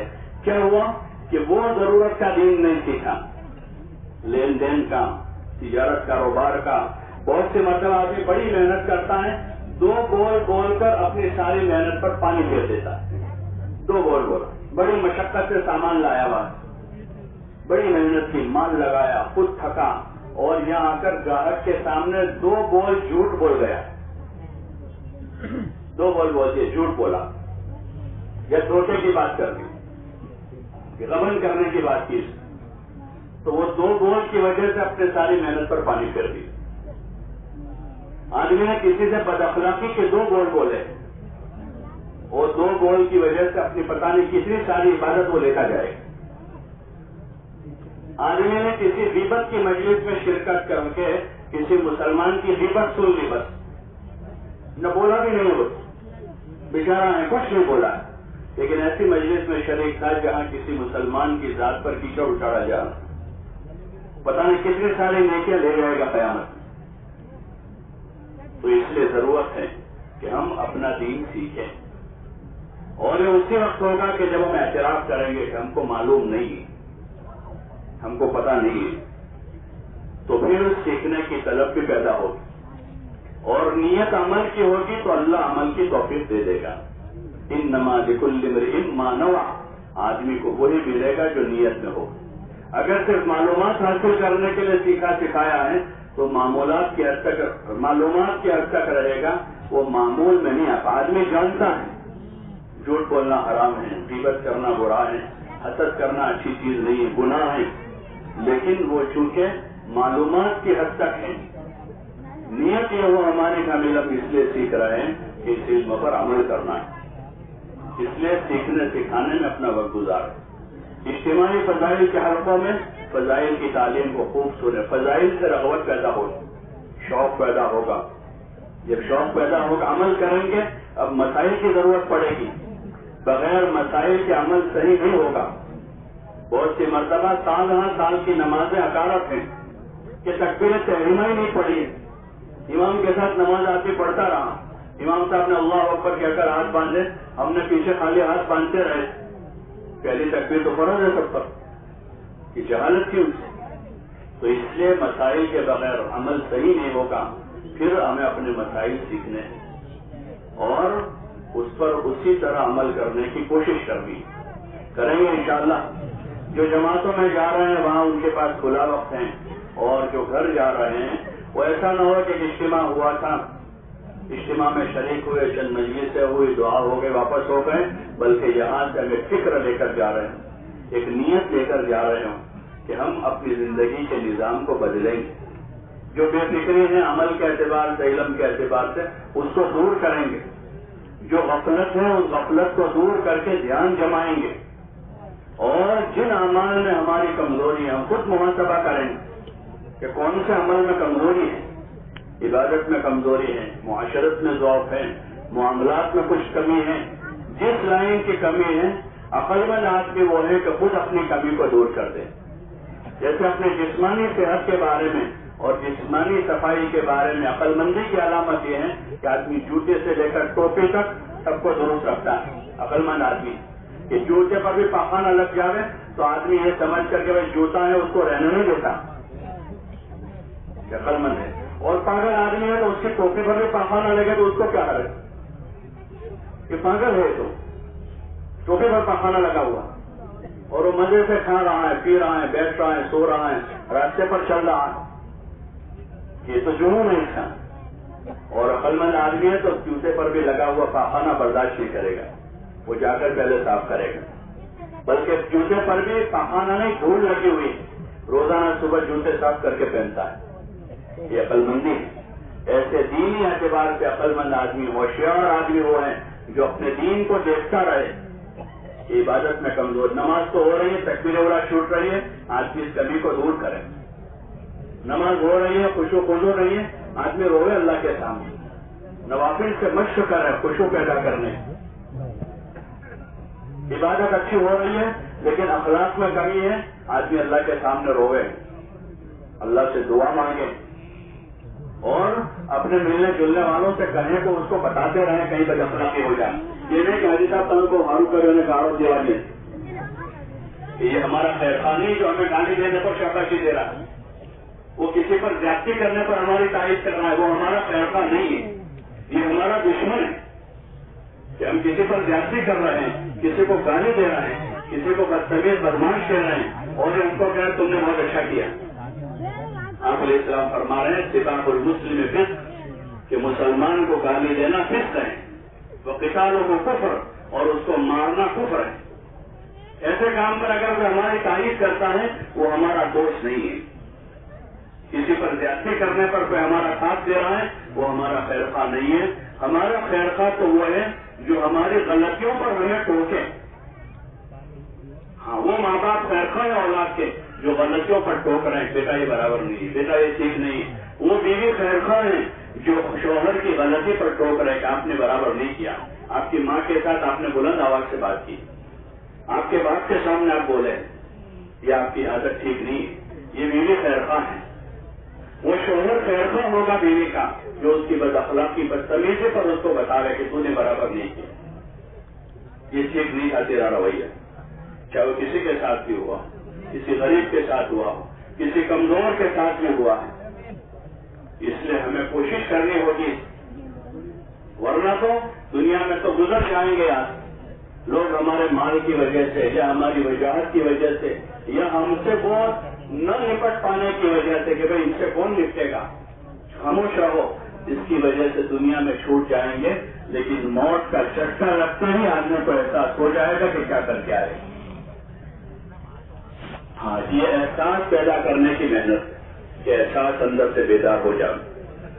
اس لیے ہمیں ان سب چیزوں پر اچھے سے محنت کرنا ہے اور اس لائن کا دین حاصل کرنا ہے. وہ دین علماء سے ملے گا. جتنی ان کی عزت احترام دلوں میں ہوگا اتنا ان کے پاس رجوع ہوگا.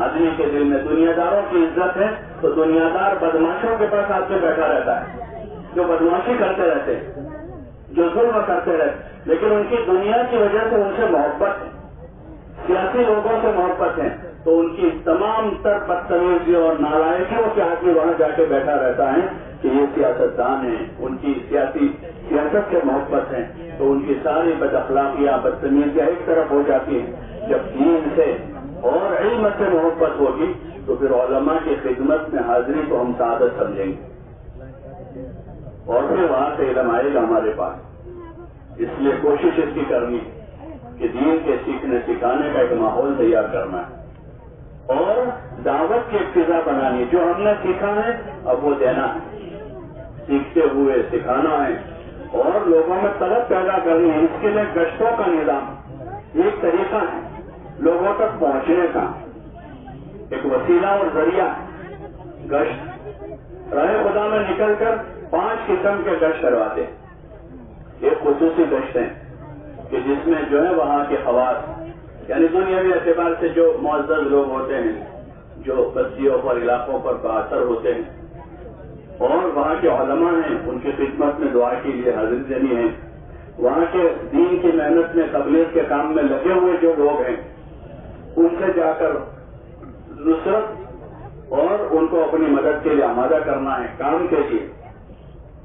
یہ خصوصی گشت ہے کہ وہ کسی بھی بستی میں جاوے اپنا سامان ایک طرف رکھ کر پوری جماعت جو ہے، اگر مکروہ وقت نہیں ہے تو 2 رکعت وضو کی، 2 رکعت مسجد کی، تحیۃ الوضو تحیۃ المسجد، 2 رکعت پڑھیے. سنت ہمارے علاقوں میں متروک ہے، عربوں میں اس کا زیادہ رواج ہے. جب بھی داخل ہوتے 2 رکعت پڑھتے، وضو کرتے 2 رکعت پڑھتے. وہ حضرت بلال رضی اللہ عنہ والی حدیث ہے کہ جنت سے ان کو دیکھا، حضور علیہ السلام نے معلوم کیا کہ بلال ہم نے آپ کو دیکھا ہے، کیا عمل ہے آپ کا؟ تو انہوں نے جب بھی میرا وضو ٹوٹتا ہے تو وضو کرتا ہوں، 2 رکعت نماز پڑھتا ہوں. اس سے ہر وقت باوضو رہنے کی مشق ہو جائے گی، جس سے آدمی بہت سارے گناہوں سے بچ جاتا ہے. اس لیے مسجد میں داخل ہوئے وضو کیا اور فوراً 2 رکعت وضو کی، 2 رکعت مسجد. اگر مکروہ وقت ہے تو اس وقت چھوڑ دیں اور پھر اس کے بعد سارے ساتھی سب جوڑ کر بیٹھ جاؤ اور بیٹھ کر مشورہ کریں. اس بستی سے زیادہ لوگ راہ خدا میں کیوں کیسے نکلے، اس کی ترتیب قائم کریں، جماعتیں بنائیں. رسمی طور پر پیپر پر نہیں کرنا ہے، کاپی میں لکھ دیا سارا. تو کاپی تو جو ہے وہ ضرورت ہے یاد رکھنے کے، اس کے ذمہ کیا ہے، وہ اصل نہیں ہے. اصل کام ہے ساتھیوں کو فکر مند کر کے، ساتھیوں کو فکر مند کر کے کہ ہم اپنے مقصد میں لگے رہے. کھانا پینا اور ضروریات و ضرورت، اس کے لیے 2 آدمی خدمت کے طے کر دے تاکہ باقی ساتھی یکسو ہو جائے. چائے پکانے کے لیے، کھانا بنانے کے لیے، دسترخوان لگانے کے لیے، برتن دھو، آج 24 گھنٹے کے لیے 2 آدمیوں کو طے کر دیں تاکہ باقی 10 آدمی ان سارے کاموں سے فارغ ہو جائے اور وہ یکسو ہو کر دعوت میں، عبادت میں، اعمال میں لگے رہے. یہ مشورہ کر دیں کیسے یہاں سے نفع جماعت بنے اور اس مسجد میں کیسے مسجد وار جماعت بنے. اگر بنی ہوئی ہو تو ان کو مضبوط کرنا اور 24 گھنٹے کے جماعت کے معمولات کا ایسا نظام بناوے 1 منٹ بھی ضائع نہ ہو. 1 منٹ 12 آدمیوں کے 12 منٹ ہوئے اور 10 منٹ اگر گئے تو 12 آدمیوں کے کتنے منٹ ہوئے؟ 1 کے 10 منٹ تو 12 کے 120 منٹ ضائع ہو گئے. 24 گھنٹے کا نظام ہے. اس لیے ہمارے جو ذمہ دار حضرات ہیں، ساتھیوں کی جان مال ہمارے پاس امانت. یہ روزانہ کا مشورہ اسی لیے ہے کہ ہمارا وقت ضائع نہ ہو اور پورا وقت اعمال میں گزرے. اس میں کھانا بھی عمل ہے، سونا بھی عمل. کھانے سونے کا بھی وقت نکالیں. تو پھر اب جب اس میں ترتیب بن گئی اور اس کے علاوہ دیگر اور ایسی لایانی میں ہمارا وقت میں گزرے کہ جس سے وقت برباد ہو. 24 گھنٹے کا نظام بنا لیں، مشورہ کریں. یہ بھی ایک مشق ہے کہ 4 مہینے اگر 24 گھنٹے اس طرح مشورے کے ساتھ گزارے ہیں تو گھر آنے کے بعد اب پوری زندگی ایسے اعمال کے ساتھ گزارنا آسان ہو جائے کہ گھر رہ کر کے آدمی اپنا وقت ضائع نہیں کرے.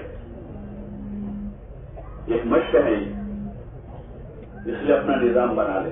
اب نقد جماعت بنانی ہے تو نقد جماعت بنانے کے لیے محنت ہے.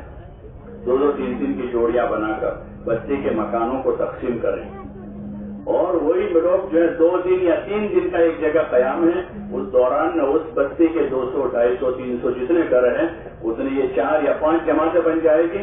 وہ 30 40 گھر ایک ایک جماعت کے حصے میں آئیں گے. اگر وہ روزانہ 4-5 گھنٹے ملاقاتوں میں لگاتے ہیں تو آسانی سے 2-3 دن میں پوری بستی کے تمام بالغ مردوں سے ملاقات ہو جائے گی اور بستی کے ہر گھر تک دین کی بات پہنچ جائے گی. بستی کے ہر گھر تک نماز اور اعمال کی دعوت پہنچ جائے گی. بستی کے ہر گھر تک اپنے بیوی بچوں کے بارے میں دین کی فکر کرنے کی بات پہنچ جائے گی.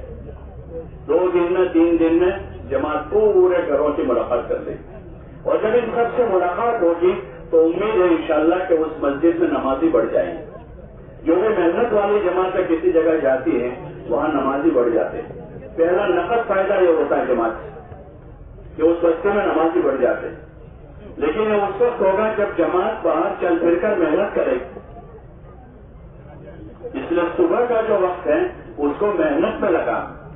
رات میں آرام کر لیں، صبح جلدی جاگ گئے، فجر تک، فجر بعد اپنی مجلس کے بعد اگر ناشتہ جلدی کرنا ہے تو جلدی کر آپس کے مشورے سے وقت طے کر لیں کہ بھائی ہم ناشتہ فجر بعد عشراق کے بعد کر لیں گے. عشراق پڑھ لیں اور اپنا ناشتہ کریں اور محنت کا نظام بنا لیں. صبح کا وقت اچھا وقت ہوتا ہے. ہاں چلیں پھریں 2-2 3-3 کی جماعت بنا. اکیلا آدمی ملاقاتوں میں نہ جا، 2-3 کی جماعت بنا. کوئی بھی اکیلا آدمی کہیں نہ جا. اپنی کسی حاجت سے بھی جائے تو اپنے کسی ساتھی کو لے کر جائے اور ملاقاتوں میں بھی 2 یا 3 کی جماعت بنا اور ذکر فکر کے ساتھ. ذکر فکر وہ ہمارے لیے حفاظت کا ذریعہ. باہر غفلت کا ماحول ہے، بے دینی ہے، لایانی ہے، ظلمتیں ہیں. اس میں ہماری دین کی، ہمارے دل کی حفاظت جو ہے اللہ کے ذکر میں.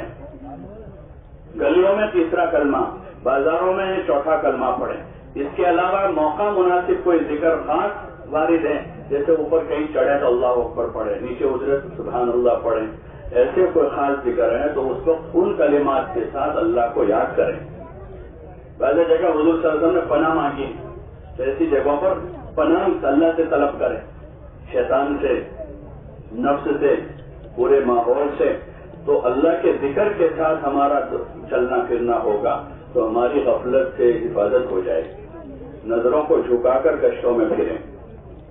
ہاں حرام تو دیکھنا ہی حرام ہے، لیکن ایسی دنیا جو ہم حلال، جو ہم کو اللہ سے غافل کرتے ہیں اس کی طرف ہی نہ دیکھیں. جیسے اس وقت بازاروں میں ٹیپ ٹاپ ہے، اگر کسی جگہ کوئی نئی آئٹم دیکھ گئے تو 10 دن دماغ اسی میں گھومتا رہے. ارے ہوتا ہے نا تھا کہیں نئی سواری دیکھ لی، نیا کپڑا دیکھ لیا، نیا جوتا دیکھ لیا، کسی کا نیا موبائل دیکھ لیا، اب دماغ وہیں گھوم رہا ہے. گشت میں سے جا کر نماز پڑھ رہا ہے لیکن دماغ کہاں ہے؟ بولو نا بھائی، وہ موبائل میں گھوم رہا ہے. تو اس لیے ایسی دنیا جس کا دیکھنا تو حلال ہے لیکن وہ ہم کو اللہ سے غافل کر دے، ہمارے اعمال کا مزہ چھن جائے گا، تو پھر ایسی دنیا کو بھی نہ دیکھیں. ابھی ہم تربیت کے دور میں چل رہے ہیں، اس لیے پرہیز کریں، نظریں جھکائیں، بازاروں کا زیادہ رخ نہ کریں. ہاں ہم بازاروں میں جائیں گے لوگوں سے ملنے کے لیے، گھومنے پھرنے کے لیے. اس لیے ہمارا کوئی ضروری کام کاج جو تو خدمت والوں کے ذریعے سے کروا دیں کہ خدمت والے سامان لینے جائیں گے، ہم کو بھی صابن لانا تھا تو ان سے کہہ کے آپ جاؤ کہ میرے پیسے لے لو اور میرا ایک صابن لے کر آ جاؤ. مجھے قلم کی ضرورت ہے، یہ پیسے لے لو، قلم میری سے لے لو. اس لیے بازاری ماحول سے اپنے آپ کو بچانا ہے. گشتوں میں جانا ہے، 2-3 آدمیوں کی جماعت بن کر جاویں، ذکر کے ساتھ، نظروں کی حفاظت کے ساتھ چلیں اور لوگوں سے خوب ملنا ہے، لوگوں سے ملنا ہے، اللہ کی نسبت پر ملنا ہے اور سب جگہ جا کر اللہ کو بولنا ہے. اس کی ضرورت ہے اس وقت کہ بازاروں میں بھی، گلیوں میں بھی، محلوں میں بھی، گھروں میں بھی، مارکیٹوں میں بھی اور زمین پر بھی جگہ جگہ جا کر اللہ کی بڑائی بولنی کہ اللہ بڑا ہے، اللہ کھلاتا ہے، اللہ پلاتا ہے، اللہ پالتا ہے. عزت و ذلت کا مالک ایک اللہ ہے، زمین و آسمان کا مالک اللہ ہے، اور کامیابی دین میں ہے، حضور صلی اللہ علیہ وسلم کے مبارک طریقوں میں، جس کو خوب بولنے کی ضرورت ہے، اپنے اندر لانے کی نیت سے ہم بولیں گے۔ ہاں، اس وقت مادہ غالب ہے دل و دماغ پر، ہاں دل و دماغ پر مادہ غالب ہے۔ غریب آدمی بھی کروڑ پتی بننے کی فکر میں، ہر ایک یہ سمجھ رہا ہے کہ پیسہ ہے تو سب کچھ ہے، پیسہ ہے تو سب کچھ ہے، ہر ایک یہ سمجھ رہا ہے، حالانکہ ایسی بات نہیں ہے، یہ بات غلط ہے۔ مادہ ہے تو سب کچھ ہے، یہ تصور دل و دماغ پر غالب ہے، ہاں کیونکہ اسی کو بولا جا رہا ہے پوری دنیا میں، جتنے ذرائع ہیں وہ سارے ذرائع کے ذریعے سے اسی کو دکھایا جا رہا ہے، اسی کی تصویریں بتائی جا رہی ہے، اسی کو الگ الگ پرنٹ میں بتایا جا رہا ہے، الگ الگ کلر میں بتایا جا رہا ہے، الگ الگ زبانوں میں لکھا جا رہا ہے، جوتوں کو لکھا جا رہا ہے اور کپڑوں کو لکھا جا رہا ہے، اور چیزوں کو ہر جگہ سڑکوں پر، بازاروں میں، گلیوں میں اور گھر گھر میں، تو وہی چیزیں دل و دماغ پر مسلط ہو گئی۔ ان گشتوں کے راستے سے مطلوب یہ ہے کہ ہم ایک ایک ایمان والے کے پاس جا کر ایمان کی قیمت بتائیں گے کہ جو ایمان کی دولت ہمارے پاس ہے وہ سب سے قیمتی ہے۔ اس کو منہ بھر کے بولنا، روتے روتے نہیں کہ بھائی اللہ پاک نے بہت بڑا ہم پر احسان کیا ہے کہ ایمان کی دولت ہے، ایسے روتے ہوتے نہیں، ذرا منہ بھر کے بولنا کہ اللہ نے ہمیں ایمان دیا ہے، یہ ایمان سب سے بڑی نعمت ہے، دنیا اور آخرت دونوں جہان میں کامیابی کا ذریعہ ہے۔ جس نے کلمہ پڑھا ہے وہ بہت قیمتی ہے، ہاں اللہ پڑھا ہے تو اس کا کلمہ بھی پڑھا ہے، اور جس نے کلمہ پڑھا ہے وہ کلمے کی وجہ سے پڑھا ہے، یہ قیمت اللہ نے دی ہے، یہ قیمت اللہ کی طرف سے۔ جب تک ایک کلمے والا اللہ اللہ کہنے والا زمین پر ہوگا قیامت قائم نہیں ہوگی۔ اور جو آدمی کلمہ لے کر جائے گا تو یہ کلمہ اتنا وزنی ہے جس طرح تو زمین آسمان کو پردے میں رکھا جائے اور لا الہ الا اللہ کو رکھا جائے تو لا الہ الا اللہ والا پڑھنا چھوٹ جائے۔ ایمان کے فائدوں کو بولنا ہے، اور دنیا کی ساری نعمتوں اور آسانیوں کا ذریعہ ایمان اور اچھا عمل ہے، یہ ایک ایک آدمی کو بتانا ہے، ہاں کہ دنیا میں راحت کا ذریعہ ایمان اور عمل ہے۔ ان الذین آمنوا وعملوا الصالحات من عمل صالحا من ذکر او انثى وهو مؤمن فلنحيينه حیاتا طیبہ، کہ حیات طیبہ کا ذریعہ ایمان اور اچھا عمل ہے۔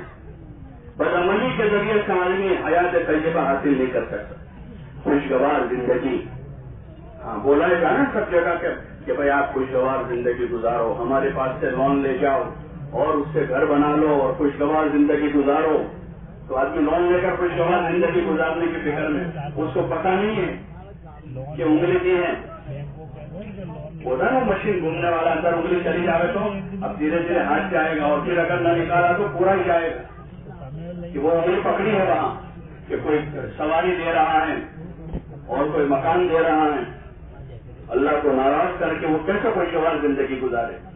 خوشگوار زندگی گزارنے کا راستہ ایمان اور اچھا عمل، یہ ہمیں ایک ایک بڑے کو سمجھانا، دیہاتی آدمی ہے تو اس کو اس کی زبان میں سمجھانا، ہاں اس کے لیے کوئی مخصوص الفاظ نہیں یا مخصوص کوئی زبان نہیں، بلکہ اس کو سمجھانا ہے۔ اللہ تعالیٰ نے انبیاء علیہ الصلوۃ والسلام کو بھیجا، جس قوم میں بھیجا اس قوم کی زبان دے کر بھیجا، انہوں نے اس کو ان کو سمجھایا، ہاں ایمان کی حقیقت بتائی، عبادت کے طریقے بتائے، آخرت سمجھائی۔ یہ جو ہمارے گشت ہیں پانچوں گشتوں میں سب سے پہلے ایمان کا فائدہ بتانا، ایمان قیمتی ہے، اور اعمال کی طرف رغبت دلانی، اور عملوں میں چونکہ نماز سب سے اہم عمل ہے، ایمان کے بعد سب سے بڑا عمل ہے، قیامت میں سب سے پہلا حساب نماز کا ہے، اس لیے نماز کی طرف متوجہ کریں گے اور نماز کے فائدے بتائیں گے، نماز کے فائدے بتائیں جو حدیثوں میں آپ صلی اللہ علیہ وسلم بیان کیے ہیں کہ نماز سے روزے کی تنگی دور ہو جاتی ہے۔ عموماً یہی ہوتا ہے آدمی کاروبار کی وجہ سے، نوکری کی وجہ سے، میرے پاس ٹائم نہیں ہے، میں نوکری کرتا ہوں، چھٹی نہیں ملتی ہے، میری دکان کا مسئلہ ہے اس لیے میں پڑھ رہا ہوں، تو حضور صلی اللہ علیہ وسلم نے فضیلت بتائی کہ جو آدمی نماز کی پابندی کرے گا اس کی روزی کی تنگی دور ہو جائے گی۔ کتنی بڑی چیز ہے، حدیث میں آتا ہے ہر فرض نماز کے بعد ایک دعا ضرور قبول ہوتی، اس آدمی کو سمجھائیں گے کہ بھائی آپ کی نمازوں کے بعد کی دعائیں جب قبول ہوگی اللہ آپ کے دنیا آخرت کے مسئلے حل کر دے گا۔ منہ بھر کے بات کریں گے، یقین سے بات کریں گے اور یکسو ہو کر بات، یہ نہیں کہ ہمارا ذہن بھی کہیں اجا ہوا ہے، ہم خود موبائل میں لگے ہوئے۔ اس لیے جیسے ہم نے بیوی بچوں کو چھوڑ دیا ہے، ارے بھائی چھوڑا نہیں چھوڑا، چھوڑ کر جائیں گے، ایسے موبائل بھی چھوڑ کے جا رہے ہیں۔ بچوں سے زیادہ محبت کس سے ہوتی ہے؟ بچوں سے زیادہ محبت ہوتی ہے موبائل سے ہوتی ہے، بولو نا بھائی۔ تو بچوں سے زیادہ محبت اور بچوں کو چھوڑ دیا، کسی کا 2 سال کا ہے، کسی کا 5 سال کا ہے، کسی کا 6 مہینے کا بچہ ہے۔ جب ان کو چھوڑا ہے تو اس کو بھی گھر چھوڑ دے تاکہ ہم دل و دماغ کے اعتبار سے یکسو ہو جائے، عبادت میں بھی مزہ آئے گا اور دعوت میں بھی مزہ آئے گا، یکسوئی کے ساتھ دعوت۔ اس لیے اس بھائی کو فارغ کر لے تھوڑی دیر، ان سے پہلے سے کہہ دیں ہم آپ سے دین کی بات کرنا چاہ رہے ہیں، ہم آپ کے بھائی ہیں، تھوڑی دیر آپ ہمیں وقت دے دیں۔ کوشش کریں ان کے گھر میں بیٹھ جاؤ، اسی کی کوشش کریں بھائی تھوڑی جگہ بنا لو بیٹھے۔ عموماً گھروں میں آج کل تھوڑی بہت جگہ ہوتی ہے، پہلے بہت تنگی ہوتی ہے، اب تو گھر بڑے ہو گئے سب، پھر بھی اگر جگہ نہیں ہے تو باہر کہیں بیٹھ جاؤ، لیکن بیٹھ کر بات کریں تاکہ وہ بھی کھڑے کھڑے نہ تھک جائے، ہم بھی نہ تھک جائے۔ بیٹھ کر اطمینان سے بات کریں، ایمان کا فائدہ بتائیں، نماز کی بات کریں گے، دین زندگی میں لانے کے فائدے بتائیں گے۔ اسی طرح بیوی بچوں میں دین لانے کی ذمہ داری گھر کے مردوں کی، اس بارے میں فکر مند کریں گے کہ آپ کے گھر میں بھی نماز ہو، بچے بھی اعمال کے پابند ہوں، چھوٹے بچے ہیں تو ان کو قرآن اور اعمال کی طرف رغبت دلائیں۔ یہ پوری بات ان سے کر کے دین کے فائدے بتا کر اب ان کو آمادہ کریں دین کی محنت میں، دین سیکھنے کے لیے، نکلنے کے لیے۔ وہ نفت جماعت جس کو کہتے ہیں، کوشش کریں کہ 4 مہینے کی نفت جماعت بنے، کم از کم اس مسجد سے 3 دن کے لیے لوگ نکلیں، 3 دن سے شروعات کریں گے، دھیرے دھیرے رغبت پیدا ہو۔ ایک علاقے میں ایک حلقے میں اگر 15-20 دن گزرے، ایک مسجد میں 3 دن رہے، دوسری میں 3، ان 5 مسجدوں سے اگر 3 دن کی جماعت نکلی ہے، 5 جماعتیں، تو تقریباً 50-60 آدمیوں کے 3 دن لگے۔ ان سے 3 دن کے دوران آپ کے 2 ساتھی نصرت کرتے رہے، اسی میں سے 12-15 آدمی 4 مہینے کے تیار ہو جائیں گے، وہ 60 میں سے 12 آدمی 4 مہینے کے لیے تیار ہو جائیں کہ 3 دن لگا کر واپس آئے، ان کو ہفتہ 10 دن کا موقع مل گیا، اسی میں سے 12-15 آدمیوں کو 4 مہینے کے لیے چلے کے تیار کر دیا۔ اب وہ نکلیں گے، وہ جا کر آئیں گے تو اس بستی میں جو ہے یہ کچھ دین کی طلب والے، دین کی محنت والے تیار ہو جائیں گے۔ آپ یہاں سے آگے بڑھ جائیں گے لیکن آپ کے پیچھے اس بستی میں دین کی محنت کرنے والے وہاں مسجد کی جماعت کی شکل میں موجود ہوں گے۔ تو اس لیے پورا دھیان جما کر ان سارے عملوں کو قابو میں لانا ہے، کریں گے انشاءاللہ۔ اسی طرح روزانہ عمومی گشت جو اجتماعی عمل بھی 2 نمازوں کے بیچ کا وقت فارغ کر کے کرتے ہیں۔ اب سب کو معلوم ہے معروف چیز ہو گئی ہے وہ عصر بعد یا مغرب بعد، جس وقت مقامی لوگ بستی کے زیادہ گھروں میں ملتے ہو، ایسے وقت میں عمومی گشت کر لیں، اور گشت کر کے لوگوں کو عصر میں کیا تو مغرب میں، مغرب بعد ہوا تو عشاء کی نماز میں سارے لوگوں کو جمع کر لیں، اور یہی 6 صفات کے دائرے میں فضائل کی باتیں سنائیں۔ ہاں، فضائل کی باتیں سنائیں، مسائل بیان نہ کریں، مسائل علماء کا کام، فضائل کی بات سنائیں، ترغیب دلائیں، اور کسی چیز پر تنقید بھی نہ کریں اس بستی کی بے دینی پر کہ بھائی یہاں بہت بے دینی ہے، کوئی نماز بھی نہیں آتا ہے، یہاں یہ نہیں ہے، وہاں وہ نہیں ہے، کوئی تنقید نہ کریں، کسی کی تحقیر نہ کریں اور کسی کی تنقید بھی نہ کریں، کم نہ بتائیں۔ کوئی کام وہاں دینی ہو رہا ہے تو یہ کہ بھائی یہ تو برسوں سے ہو رہا ہے، کچھ بھی تمہارا نہیں ہوا ہے، یہ کام کرو گے تو یہ تمہارا کام ہوگا، بلکہ ہم اپنا جو کام لے کر گئے ہیں کہ بھائی 6 صفتوں کی فضیلتیں بتا کر لوگوں کو دین کی طرف، دین کی محنت کی طرف متوجہ کرنا۔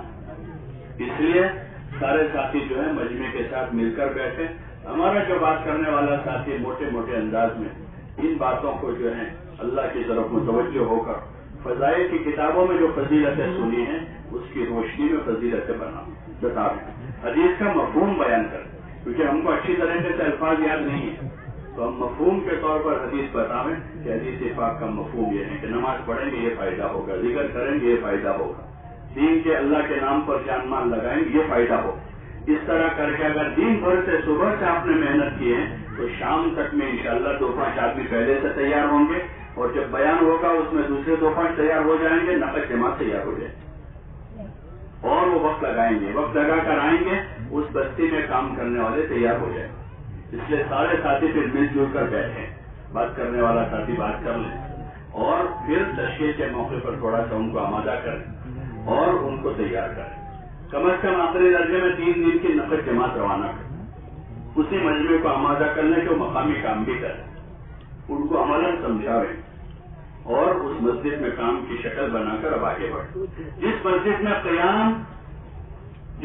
میں کام اسی مسجد میں قیام، جہاں کام کرنا وہاں جا کے قیام کرنا ہے۔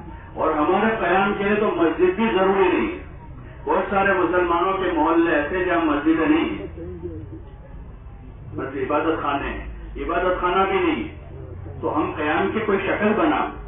بہت سی جماعتیں کرائے کا مکان لے کر ٹھہر جاتی کہ بھائی 200-500 مکان ہے، 50-100 مکان ہے، یہاں کوئی مسجد نہیں، مسجد 1 کلومیٹر دور ہے، وہاں ٹھہریں گے، وہاں سے آنا جانا مشکل ہو جائے گا، تو رسمی کام ہوگا اس جگہ قیام کی شکل بنا لیں۔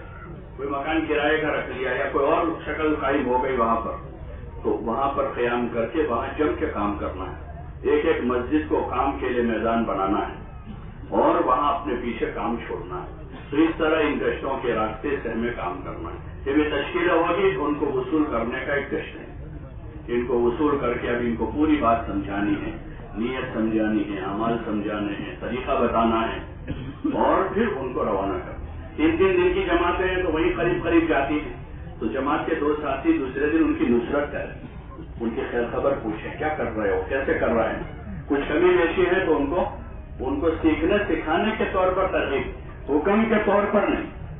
تبلیغ میں جو ہے کوئی کام حکم کے طور پر نہیں، ہاں پیمائش ہے، حکمت محبت کے ساتھ سیکھنے سکھانے کے طور پر کہ ہم آپ سے سیکھیں گے، آپ ہم سے سیکھیں گے، جو ہمیں آتا ہے سکھا دیں گے، نہیں آتا سیکھیں گے۔ تو اس طریقے سے ان کو دین کی طلب بھی پیدا کرنی ہے، دین بھی سکھانا ہے جو اصل چیز ہے، اور دین کی محنت کا طریقہ بھی سکھانا، صرف طریقہ نہیں سکھانا ہے، اصل چیز دین ہے، کلمہ صحیح کروانا ہے، نماز سکھانی ہے، جو دین کا اہم اجزاء ہیں، اور اس کے ساتھ اس کو سیکھنے سکھانے کا طریقہ بتانا۔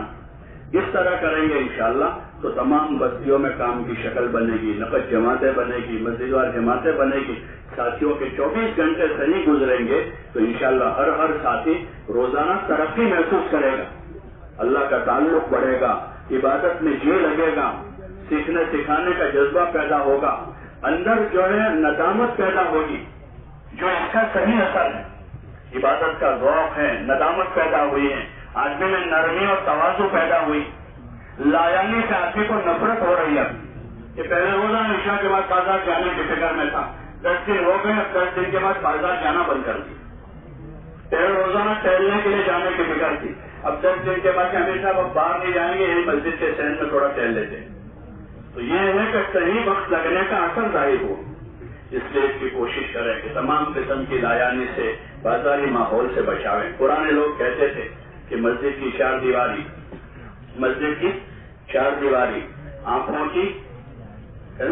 آنکھوں کی پردہ داری اور راتوں کی آہوزاری اور اپنے امیر کی تابع داری، جب یہ چیزیں ہوگی تو آدمی بنے گا کہ اپنے امیر کی اطاعت کرے، جن کو بھی مشورے سے بنا دیا جائے، امیر بننے کا داعیہ نہ ہو ورنہ اللہ کی مدد نہیں ہو، چاہے کتنا پرانا آدمی ہو، 20 سال سے جماعت لے کر جاتے، لیکن اس وقت جا رہے ہیں تو داعیہ نہ ہو کہ مجھے بنا، ہاں مشورہ نے بنا دے تو ذمہ داری لے لیں، لیکن داعیہ اندر نہ ہو، یہی کوشش کریں کسی اور کو ذمہ دار بنا دیا جائے تو اللہ کی مدد شامل حال ہو جائے، اور پھر جس کو بھی ذمہ دار بنا دیا جائے اطاعت کرے، ہاں ان کی مان کر چلے، پوچھ کر چلے، اس سے تواضع پیدا ہوگی، ماننے کا جذبہ آئے گا، اصل اطاعت اللہ رسول کی ہے، اس اطاعت کی طرف یہ اطاعت ہمیں آمادہ کرے گی۔ اب آگے اللہ کا حکم ماننا، رسول صلی اللہ علیہ وسلم کے طریقے پر چلنا آسان ہوگا، یہ اطاعت کی مشق ہے، جماعت میں نکل کر کسی ایک آدمی کو ذمہ دار بنا کر اس کی مان کر چلنا، یہ اللہ رسول کی اطاعت کی مشق ہے۔ ابھی اللہ رسول کی اطاعت کا جذبہ نہیں ہمارا، بہت سے کاموں میں نافرمانی کر گزرتے، جب یہ مشق ہوگی 4 مہینے آدمی نے اسکین جگہ پہ گیا، پوچھ کر گیا کہ امیر صاحب فارغ ہو کر کوئی اور ضرورت ہے، امیر صاحب ذرا مجھے تقاضا، خبر نہ دیں، ایک تو خبر ہے اور ایک اجازت، دونوں میں فرق، ایک آپ نے تولیہ کندھے پر ہے، ڈول ہاتھ میں ہے، صاحب امیر صاحب غسل کر لو. یہ تو غسل کرنے سے آپ خبر دے رہے ہیں. اور یہ کہ آپ کا سارا سامان اپنی جگہ ہے. امیر صاحب کے پاس امیر صاحب اگر کوئی تقاضا نہ ہو تو مجھے غسل کا تقاضا، اگر آپ کہو تو ابھی کریں. امیر صاحب کہتے ہیں دیکھو ابھی ملاقات کا تقاضا، آپ ملاقات کر لو اور آنے کے بعد کرو. تو ہم کو ذرا ناگوار نہ گزرے کہ بھائی میں غسل کی اجازت دیتے نہیں، اس لیے میں نے بغیر اجازت کے کر لیا. بلکہ اجازت لے، باہر جانا اجازت لے، کوئی کام ہے. یہ ایک مشق ہے کہ امیر کی اطاعت کے ساتھ چلنا ہے، اپنے ساتھیوں کے ساتھ خیرخواہی کرنی ہے، خدمت کے جذبے سے چلنا ہے. خدمت لینی نہیں بلکہ خدمت کرنی. ہاں اس وقت خدمت لینا جو ہے وہ ایک فخر کی چیز ہو گئی، اور خدمت کرنے کو لوگ عیب سمجھتے، یہاں تک کہ ماں باپ کی بھی نہیں کر پاتے. جن کی خدمت پر جنت، اللہ کی رضا، دنیا آخرت کے کتنے سارے فضائل ہیں. اس ماں باپ کی خدمت ہے، بھائی بہنوں کی خدمت، بلکہ عام سے عام مسلمان کی خدمت کتنا بڑا کام. لیکن جب مال آتا ہے، مال تو سارا نشہ الگ چڑھتا ہے. جب آدمی خدمت کو عیب سمجھتا ہے، حالانکہ خدمت عبادت. جیسے میں نے ابھی آج کیا حضور صلی اللہ علیہ وسلم کہہ رہے ہیں ان صحابی سے کہ اگر تم اس سے میری خدمت کرتے ہو کہ تم طاقتور ہو تو میں تم سے زیادہ طاقتور ہوں، اور اگر تم اس لیے کرتے ہو تم کو ثواب کی ضرورت ہے تو ثواب کی تو مجھے بھی ضرورت. کون کہہ رہا ہے؟ حضور علیہ السلام فرمایا کہ ثواب کی مجھے ضرورت. تو ہم کیسے مستغنی ہو سکتے؟ کسی کو پانی پلانے سے، کسی کی خدمت کرنے سے، کسی کا سامان اٹھانے سے، کسی کو کھانا کھلانے سے، کسی کا کام میں ہاتھ بٹانے سے. ہاں خدمت کرے اپنے ساتھیوں کی، اور ساتھیوں کی خوبیاں دیکھیں. خوبیاں دیکھیں گے نا، خوبیاں تو بدتر سے بدتر جانور میں بھی خوبیاں ہیں. اور عیب نکالیں گے تو لوگوں نے اللہ میں عیب نکالا. کس میں نکالا؟ لوگوں نے بھائی اللہ میں. لوگوں نے حضور صلی اللہ علیہ وسلم میں عیب نکالنے کی کوشش، حالانکہ آپ تمام انسانوں میں افضل ہے، اللہ کہہ رہا. تو اس لیے عیب نہ دیکھیں کسی کی، آنکھیں بند کر لیں. اس کا ہمیں حکم نہیں ہے، اور نہ ہمیں ذمہ داری کسی نے دی ہے کہ کسی کی برائی دیکھیں، کسی کی غفلت دیکھیں. ہم کو تو اپنے بارے میں اپنے عیوب پر نظر رکھیں. حضرت معاذ کو یمن کا حاکم بنا کر آپ نے بھیجا، یہ نصیحت کہ لوگوں کے عیوب میں مشغول ہو کر اپنے آپ سے غافل نہ ہو جائیں. ہم اپنے عیوب پر نظر کریں اور اپنے گناہوں پر روئیں اور ساتھیوں کی خوبیاں دیکھیں. تو انشاءاللہ نئے سے نئے آدمی میں ہم کو خوبیاں دکھیں گی. گنہگار آدمی میں بھی کوئی خوبی دکھے گی کہ ہاں کہ اس کے اندر بھی کوئی خوبی ہے، کہ اس میں تحمل ہے، صبر ہے، خدمت کا جذبہ ہے. چاہے نماز نہیں پڑھتا ہے لیکن خدمت کرتا ہے لوگوں. تو اس لیے اس کی کوشش کریں. تو اس سے محبتیں پیدا ہوگی، جو بہت بڑی چیز ہے. ایک ساتھ رہتے رہتے آپس میں محبت پیدا ہو، حسن ظن پیدا ہو. ماں ریاض کا فرماتے تھے کہ اگر مسلمانوں میں آپس میں حسن ظن قائم ہو جاوے تو خدا کی داد و دہش کے دہانے کھل جاوے، اچھی گمان قائم ہو جائے. بدگمانی کی اجازت نہیں کہ ہم کسی سے بدگمان. بلکہ شیخ نے فضائی میں لکھا کوئی عیب ہمیں دکھا اپنے معذرت کرے، پہلے ایسا نہیں ہے، دوبارہ کرے، سہبارہ کرے، 70 مرتبہ اپنے بھائی کی طرف سے عذر کرے. پھر بھی اگر دل قبول نہ کرے تو کہیں کہ تو کتنا بدبخت ہے، کتنا سخت دل ہے کہ تیرا بھائی 70 عذر کرتا پھر بھی قبول نہیں کرتا. اپنے آپ کو مرمت کرنے کو کہا. تو اس لیے اپنے ساتھیوں کی خوبیاں دیکھیں خدمت کرتے ہوئے، اور اپنے ساتھیوں کے لیے دعائیں کریں. ان میں کوئی کمی ہے تو اللہ کے سامنے روے.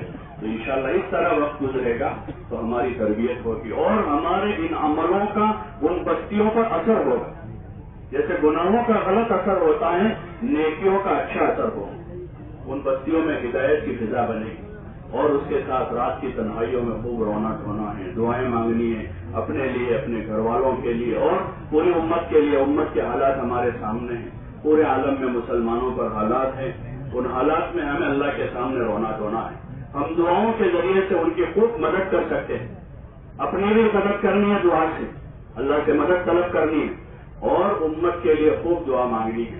دعاؤں کے لیے رات کا وقت ہے، رات کی تنہائیوں میں روئیں گے، دن میں دعا مانگیں گے، نوافل پڑھ کے دعا کریں گے. فرائض کے بعد دعا قبول ہوتی ہے، سفروں میں دعا قبول ہوتی ہے. کتنے ایسے مواقع ہیں جو قبولیت کے مخصوص اوقات ہیں. تو اس کے لیے کوشش کریں گے کہ خوب دعا کریں گے انشاءاللہ. جو حضرات گھروں پر جا رہے ہیں وہ بھی اس کی نیت ارادہ کریں کہ انشاءاللہ اپنے گھروں پر بھی اعمال کے ساتھ اور دعاؤں کے ساتھ اپنا وقت گزاریں گے.